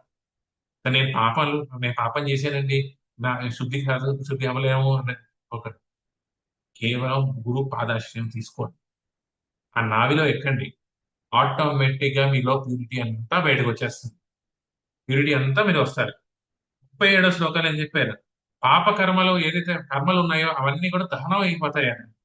ఎటువంటి కర్మలు అంటే కొన్ని కర్మాలకి ఫలితం ఇంకా తయారవుతున్నది, కొన్ని కర్మలకి ఫలితం ఇంకా తయారవుతున్నది. అటువంటి ఫలితాలు నశించిపోతాయి. కొన్ని ఫలితాలు వచ్చేసాయి, అటువంటి కర్మలు కూడా పోతాయి. ఇంకా రావాల్సినవి ఉన్నాయి. ఇంకా నాలుగోది, ఇంకా నువ్వు చేయవలసిన కర్మలు తాలూకా పాపాలు కూడా ఇంకా నీకు చేయలేదు. నువ్వు చెయ్యాలనుకున్న పాపాలు సరే కర్మలు తాలూకా ఫలితం కూడా దహనం అయిపోతాయి. కేవలం ఈ దివ్య జ్ఞానం భక్తులుగా గురు ఆశ్రయాలు తీసుకుంటాం. ఆఖరిలోని 38 గెట్స్ భక్తి దివ్య జ్ఞానం హృదయ ప్రకాశితో. ఇటువంటి గురువుని స్వీకరించాలి. ఆ గురువు దగ్గర నుంచి జ్ఞానం సేవ అందించాలి. సేవ అందించిన ద్వారా మీకు జ్ఞానం లభిస్తుంది. ఆ జ్ఞానం ద్వారా ఈ భౌతిక జీవితంలో ఉన్న మోహాలు తొలగిపోతాయి. తొలగిపోయిన తర్వాత మనం ఇది అప్లై చేయగల శక్తి వస్తుంది. శక్తి రావడం వల్ల మొత్తం కర్మలన్నీ పోతాయి. కర్మలన్నీ పోయిన వల్ల మీరు భక్తి యుక్త సేవలు చేయగలరు. ఓం అజ్ఞాన తిమిరాంధస్య జ్ఞానాంధ మూకం కరోతి భాషాలం పంగం లంగాయితే త్రిపాతంహం వందే శ్రీ గురు కృప వల్ల మూగవాడు మాట్లాడగలడు, కుంటివాడు కొండలు దాటగలడు. గురువు తన కృప వల్ల. ఇటువంటి గురువుని స్వీకరించండి, పరిప్రశ్నించండి, సేవ అందించండి. ఈవెన్ కృష్ణుడు కూడా ఈ భౌతిక జీవితంలో వచ్చినప్పుడు సాందీపం మునిని ఆశ్రయించారు. మనకి అందరికీ చూపించడానికి. భగవంతుడు వచ్చినా కూడా గురువుని ఆశ్రయించాలి. రాముడు వచ్చినప్పుడు కూడా విశ్వామిత్రుడు మునిని ఆశ్రయించారు. అలాగా అనేకమైన మనం చూస్తూ వచ్చాం. అటువంటి గురువుని స్వీకరించండి. బలి చక్రవర్తి చూడండి, శుక్రాచార్యుడి దగ్గర నుంచి, ఆయన ఒక భక్తుడే, శుక్రాచార్యుడి దగ్గర నుంచి శిష్యరికం తీసుకున్నారు. ఆ సాక్షాత్ వామన దేవుడు వచ్చి భిక్షం అడుగుతున్నాడని శుక్రాచార్యుడికి తెలిసినప్పుడు బలి చక్రవర్తికి చెప్తారు, ఈయన వచ్చిన విష్ణుమూర్తి, నువ్వు దానం ఇవ్వకూడదు. వెంటనే ఏం చేశారు, నువ్వు నా గురువు కాదు. శుక్రాచార్యుని గురువుని నుంచి స్థానం నుంచి పక్కన పడేశారు. గురువు అనేవాడు భగవంతుడి పట్ల ఎలా సేవాభావంతో ఉండాలి అనేది నేర్పించాలి.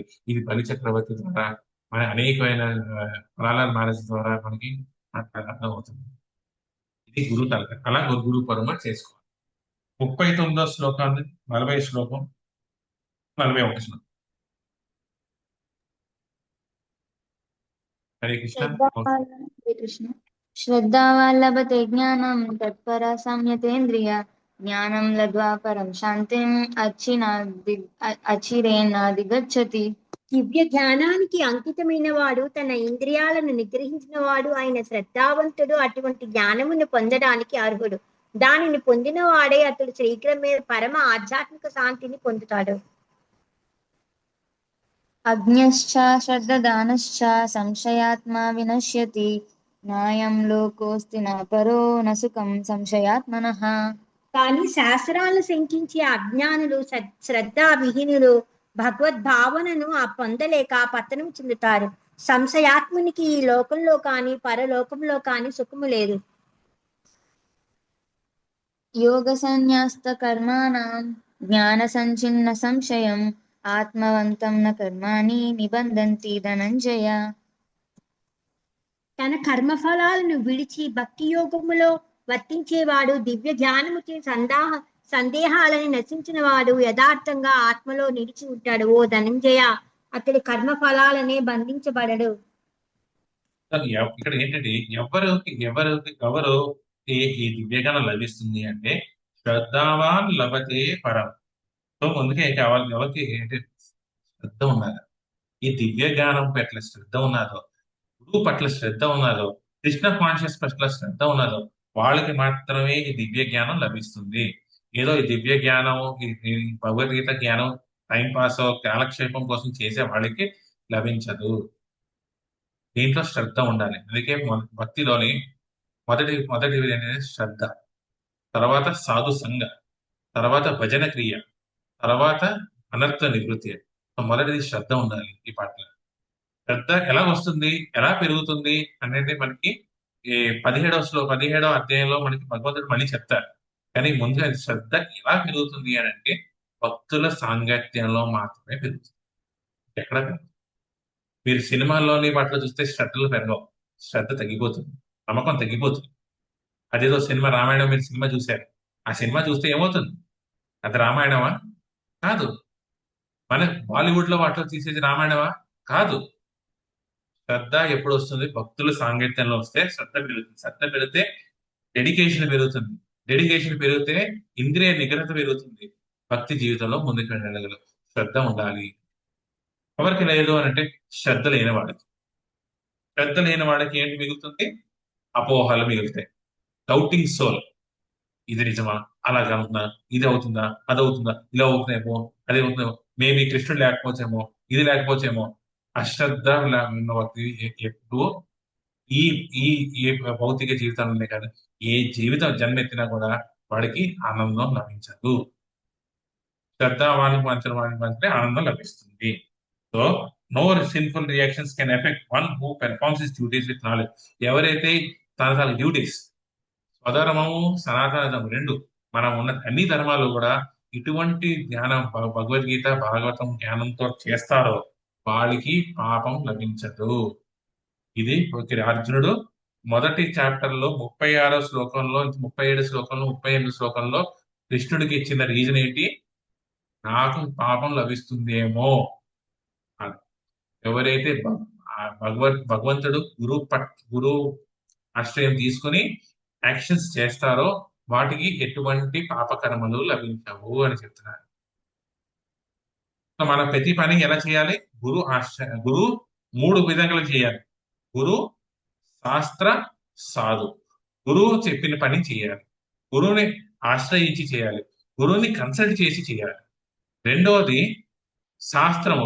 భగవద్గీతలో ఎలా ఉంది, భాగవతంలో ఎలా ఉంది, శాస్త్రంలో ఎలా ఉంది, ఆ ప్రకారంగా సాధువులు అంటే భక్తులు ఎలా ఉన్నారు, మిగతా డివోటీస్ ఎలా అవుతున్నారు, వాళ్ళు ఎలా పని చేస్తున్నారు, దాన్ని బట్టి చేయడం అనే గురు శాస్త్ర పరమాణాన్ని చేస్తే మీకు ఎటువంటి పాపకర్మలు పుణ్యకర్మలు లభించవు. సో అల్టిమేట్ గా ఏం చేయమన్నారు కృష్ణుడు? చదవండి. హరే కృష్ణ. తస్మాద్ అజ్ఞాన సంభూతం హృత్స్థం జ్ఞానాసినాత్మనః చిత్వైనం సంశయం యోగం ఆతిష్టోతిష్ట భారత. అందుకే అజ్ఞానము వలన హృదయములో కలిగినట్టి సందేహాలను జ్ఞాన ఖడ్గముచే ఖండించు. ఓ భారత, యోగముతో కూడిన వాడై లేచి యుద్ధము చేయవలసింది. అందుకే ఏం చెప్తున్నారు? మన డౌట్స్ ఎందుకు వస్తాయి? అజ్ఞానం వల్ల వస్తాయి. సో ఇప్పుడు చూడండి, రాముడిని వనవాసం వెళ్లే ముందు కైకి మంత్ర సంవాదం జరుగుతుంది. కైకి సో ఇలా దశరథుడు ఇలా చేస్తున్నాడు, అలా చేస్తున్నాడు అని చెప్తారు. కానీ కైకి దేనికినో డౌట్ పడలేదు. లేదు, రాముడు పెద్దవాడు, రాముడికి భరతుడు అంటే ఇష్టం, భరతుడికి రాముడు అంటే ఇష్టం అన్ని చెప్పుకుంటూ వచ్చింది. కానీ ఒక స్టేజ్ దగ్గర వచ్చినప్పుడు భరతుడు శత్రుఘ్నుడు లేని టైంలో దశరథుడు ఎందుకు ఈ పని చేశాడు అని క్వశ్చన్ అడగా దానికి ఆన్సర్ లేదు. జ్ఞానం వచ్చింది, దానివల్ల డౌట్ వచ్చింది, దానివల్ల ఏంది? రాముడిని దూరం చేస్తాం. కానీ మన శాస్త్ర అధ్యయనం చేయకపోతే ఏమవుతుంది? మన అనేకమైన సందేహాలు ఉండిపోతాయి. అనేకమైన సందేహాలు ఉండిపోతే ఏమవుతుంది? మనం భగవంతుడి నుంచి దూరం అయిపోతుంది, మనం భగవంతుని దూరం పెట్టేస్తాం. సో శాస్త్ర ఈ జ్ఞానం ద్వారా మనం భగవంతుడిని చేరుకోవాలి, మోహాన్ని ఛేదించాలి. మీ కర్మలు ఈ జ్ఞానంతోనే చేయండి ఓ భరత. రైట్. సో ఒక సారాంశంగా చెప్పుకొస్తే మనం కర్మయోగాన్ని జ్ఞానం ద్వారా కర్మయోగము జ్ఞానం ద్వారా దివ్య జ్ఞానం చేయాలి. సో మనం కూడా ఫైట్ చేస్తున్నాం, మనం కూడా యాక్టివిటీ చేయాలంటే ఈ దివ్య జ్ఞానంతో చేయాలి. సో కర్మయోగము చాలా పురాతనమైనది. ఎప్పుడు వివస్వంతుడికి చెప్పినది, ఆ తర్వాత మనువుకి చెప్పింది, ఆ తర్వాత ఇక్ష్వాకుకి చెప్పింది. అంటే కొన్ని కోట్ల సంవత్సరాలు బట్టి చెప్పింది. సో ఇది ఎందుకు అని అడిగారంటే కృష్ణుడి తాలూకా దివ్యత్వం తెలియడానికి కోసం అర్జునుడు మనల్ని అడిగారు. సో కృష్ణుడు తన దివ్యత్వం ఏంటంటే నా శరీరం నీ శరీరం ఒకలాంటివి కాదు, నా జన్మ నీ జన్మ ఒకలాంటివి కాదు, నేను ఆర్డినరీ కాను, నేను త్రిగుణాలకి అధిపతిని, త్రిగుణాలకి మించి ఉన్నాను అని చెప్పడానికి ఇవన్నీ వచ్చాయన్నమాట. సో ఇది సైన్స్ ఆఫ్ కర్మ. సో కర్మ, వికర్మ, అకర్మ, సో దీనిలో ఇంప్లికేషన్స్ మనకి అర్థం కాదు. సో అర్థం కాకపోవడం కాదు కాబట్టి మనం ఏం చేయాలి? దివ్య జ్ఞానాన్ని పొందాలి అంటే కొన్ని త్యాగాలు చేయాలి. కొన్ని త్యాగాలు చేస్తే దివ్య జ్ఞానం పఠిస్తుంది. ముఖ్యమైనది ఏంటి అంటే గురు ఆశ్రయము. సో భక్తిలోని ముందుకు వెళ్ళాలి అంటే గురువు తాలూకా ఆశ్రయము కంపల్సరీ. గురువు లేకుండా భక్తిలో ముందుకు వెళ్ళలేము. సో గురువు పట్ల పరిప్రశ్నేన సేవయ, ఆయన్ని ప్రశ్నించండి, తెలుసుకోవడానికి ప్రశ్నించండి, సేవ అందించండి, వాళ్ళు మీకు ఆ దివ్య జ్ఞానం ఇస్తారు. లేకపోతే ఇంకొకటి లేదు. ఈవెన్ కృష్ణుడు కూడా మీకు ఏమీ చేయలేదు. నాకు గురువు వద్దు, నాకు కృష్ణుడు ఒకటే చాలు అనుకుంటే మరి లభించదు. గురువు ఉండాల్సింది. So know the glories of జ్ఞాన అండ్ ఫైట్. ఇప్పుడు ఫైట్ చేయాలి. ఎటువంటి యజ్ఞాలు చేయాలి? దేవ యజ్ఞము, బ్రహ్మ యజ్ఞము, ఇంద్రియ నిగ్రహత, విషయ త్యాగము, ఆత్మయజ్ఞము, ద్రవ్య యజ్ఞము, తపోయజ్ఞము, యోగ యజ్ఞము, స్వాధ్యాయ యజ్ఞము, పురాక యజ్ఞము, రేచక యజ్ఞము, ఇవన్నీ చేయగలరా చెప్పండి? అవుతుందా? అవ్వాలి. ఏం చేయాలి? కలియుగంలో ఒకే ఒక యజ్ఞం ఉన్నది, అది సంకీర్తన యజ్ఞము. హరే కృష్ణ కృష్ణ కృష్ణ హరే హరే, హరే రామ రామ రామ హరే హరే. ఇది నిత్యం జపించండి. ఈ సంకీర్తన యజ్ఞం చేస్తే అన్ని యజ్ఞాలు ఆటోమేటిక్ గా మీకు వచ్చేస్తాయి. అన్ని ఫలితాలు కూడా మీకు చెయ్యకపోయినా పర్లేదు. తర్వాత భక్తుల సాంగత్యంలో ఉండండి. అప్పుడే మీకు శ్రద్ధ పెరుగుతుంది. శ్రద్ధ పెరిగితే గురువు పట్ల ఆశ్రయం పెరుగుతుంది. గురువు పట్ల ఆశ్రయం పెడితే జ్ఞానం పెరుగుతుంది. అందుకే భక్తుల సాంగత్యంలో ఉండండి. భగవద్గీత, భాగవతం చదవండి. అప్పుడే మనకి జ్ఞానం వస్తుంది. సో భగవద్గీతలో, భాగవతంలో ఉన్న జ్ఞానం మనకి అర్థం కావాలి అంటే భక్తుల సాంగత్యంలో ఉండాలి. రెండు కంపైన సేవ అందించలు. పరిప్రశ్న ఉపదేశాంతి జ్ఞానం. సేవ అందించండి, సేవలు చేయాలి, భక్తియుక్త సేవ.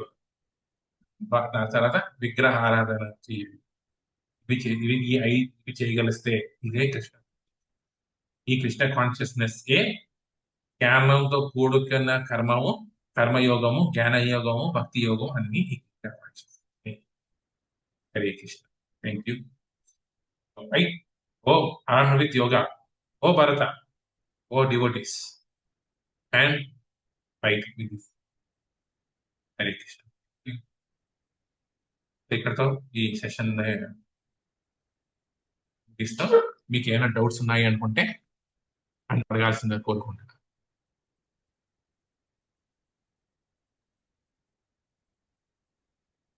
హరే కృష్ణ. ఎవరికైనా సందేహాలు, క్లారిఫికేషన్స్ ఏదైనా చెప్పచ్చు, పర్లేదు.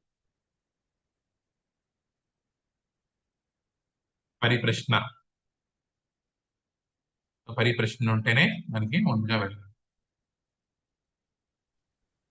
హరే కృష్ణ ప్రభుజీ, ఈ రోజు క్లాసు దివ్య జ్ఞానము. మనం ఫస్ట్ ఏం చెప్పారు అంటే ఈ భగవద్గీత అనేది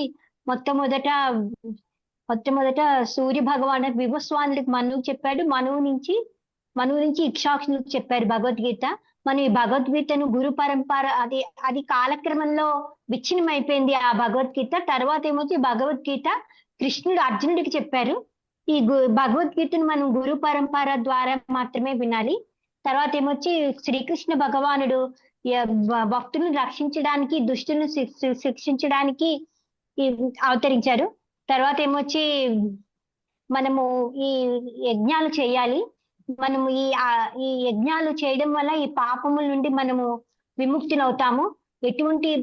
తర్వాత ఏమొచ్చి మనము ఈ భగవద్గీత, భాగవతము, ఈ పుస్తకాలు చదవటం వల్ల మనకి దివ్య జ్ఞానము వస్తుంది. ఈ దివ్య జ్ఞానము రావటం వల్ల మనకి భక్తి వస్తుంది. తర్వాత ఏమొచ్చి మనం ఈ భక్తి ఈ జ్ఞానం మనం ఎక్కడి నుంచి సంపాదించాలంటే గురువుని ఆశ్రయించాలి. గురువుని ఆశ్రయించి ఆ గురువుని వినయంతో నమస్కరించి సేవలు చేసి అతన్ని మనం ప్రశ్నలు అడగాలి. అతన్ని టెస్ట్ చేసే విధంగా కాకుండా అతన్ని మనం తెలుసుకోవాలనే ఉద్దేశంతో మనము గురువు గారిని క్వశ్చన్స్ అడగాలి. తర్వాత ఏమొచ్చి ఈ దివ్య జ్ఞానమును చేయడం వల్ల మనకి ఈ మన హృదయంలో ఉన్న ఈ అజ్ఞానాన్ని మనము జ్ఞాన ఖడ్గము చేత ఖండించాలి. అప్పుడే మనకి ఆ జ్ఞానం మనకి వస్తుంది అన్నమాట. తర్వాత ఏమొచ్చి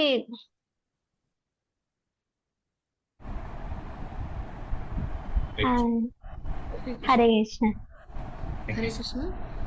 హరే కృష్ణ. ఒక చిన్న సందేహం, లైక్ మీరు అంటే నేను వినే ఉంటాను, మీరు ముందు క్లాసెస్లో చెప్పుంటారు, బట్ ఎందుకో సడన్గా మీరు నిష్కామ కర్మ అని చెప్పినప్పుడు లైక్ ఇప్పుడు కొంతమంది అంటే వాళ్ళు ఫైనాన్షియల్గా వెల్ ఆఫ్ ఉంటారు, వాళ్ళు ఏమీ ఎక్స్పెక్ట్ చేయరు.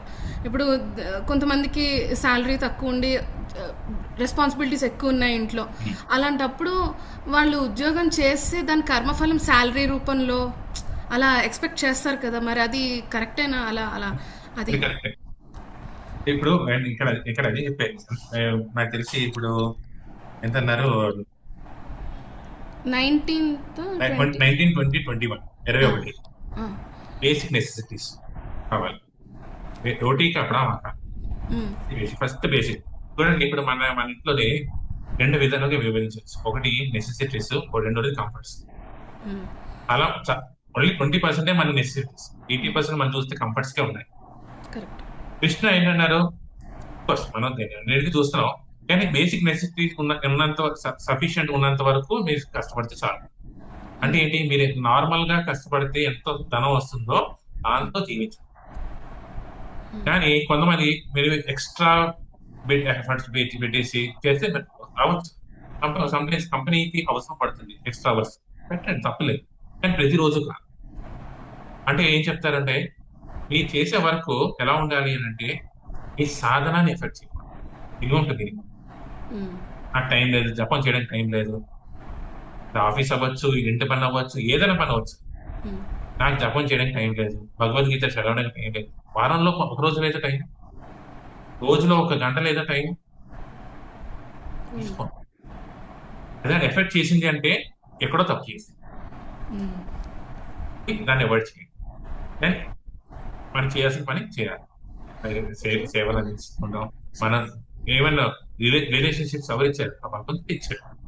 వాళ్ళని చూడటం కూడా సేవలోకే వస్తుంది. ఆ రిలేషన్స్ చూడండి, ఆ విధంగా చేయమని చెప్పి. సో ఆ రెస్పాన్సిబిలిటీస్ని ఒక నెపంగా పెట్టుకొని సాధనాన్ని పక్కకు పెట్టకూడదు అనేది main thing. Sadhana compulsory, and at least minimum 60 notes complete అయిపోవాలి. అంతవరకు మీరు చేయాలి. Thank you sir. ఇంకేం లేకపోతే చెప్పండి మైథిలి. మీరు భగవంతుడి గురించి చెప్పారు కదా, అంటే మనిషి భగవంతుడు అవ్వాలంటే చాలా చేయాల్సి వస్తుంది అని అన్నారు కదా. అంటే డిఫరెన్స్ ఏంటి అసలు భగవంతుడికి మనకి మానవులకి? ఇప్పుడు మనం మనం ఆత్మ, కృష్ణుడు పరమాత్మ. అందుకే ఏం చెప్పారు, అహం బ్రహ్మాస్మి. మనం ఏంటి, అహం బ్రహ్మాస్మి, నేను బ్రహ్మంలో పార్ట్ని, కృష్ణుడు పరబ్రహ్మ. ఏంటి ఎగ్జాంపుల్ తీసుకోండి, ఒక మీకు అర్థం లేదండి ఎగ్జాంపుల్. ఇప్పుడు ఈ ఉంగరం ఉంది, ఈ ఉంగరం ఏంటి, బంగారం చేసింది, బంగారం, వెండి, వజ్రం, ఇవన్నీ బంగారం. కానీ చూడండి, ఇప్పుడు బంగారం సంపద వస్తుంది, అక్కడ ఎంత ఉంటుంది, బోల్డ్ అంత బంగారం ఉంటుంది. అది బంగారమే, ఇది బంగారమే, రెండు ఒకటే అది కదా. అది హైయెస్ట్, మనం లోయెస్ట్. అది పరమాత్మ, మన జీవాత్మ. భగవంతుల్లో అంశమే కానీ భగవంతులా కాదు. అర్థమైందా? మనం ఎప్పుడు భగవంతులాగా మారలేము. చాలా మంది అంటారు మానవుడు ఇవన్నీ కొన్ని యాక్టివిటీ చేస్తే భగవంతుడు అయిపోతాడు. అవ్వలేదు. ఈ చిన్న ఉంగరం పెద్ద బంగారం కానీ మారలేదు. ఇది డిఫరెన్స్. అర్థమైందా?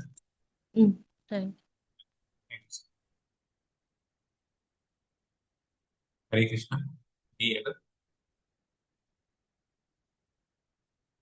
సో ఈరోజు మనం 4వ అధ్యాయం కంప్లీట్ చేసాం, దివ్య జ్ఞానం. రేపు వచ్చే వారం ఐదో చాప్టర్ తో మళ్ళీ మేము వాంఛా కల్పతరుభ్యశ్చ కృపా సింధుభ్యశ్చ పతితానాం పావనేభ్యో వైష్ణవేభ్యో నమో నమః. అనంత కోటి వైష్ణవ వృంద కీ జై. రామాచార్య శ్రీ హరిదాస్ ఠాకూర్ కీ జై. జయ Prabhupada. Hare Krishna. Thank you so much. ఏదైనా తప్పు మాట్లాడాలంటే మీరందరూ నాకు క్షమిస్తారని ఆశిస్తున్నాను. సనాతన రూపాన్ని. హరే కృష్ణ.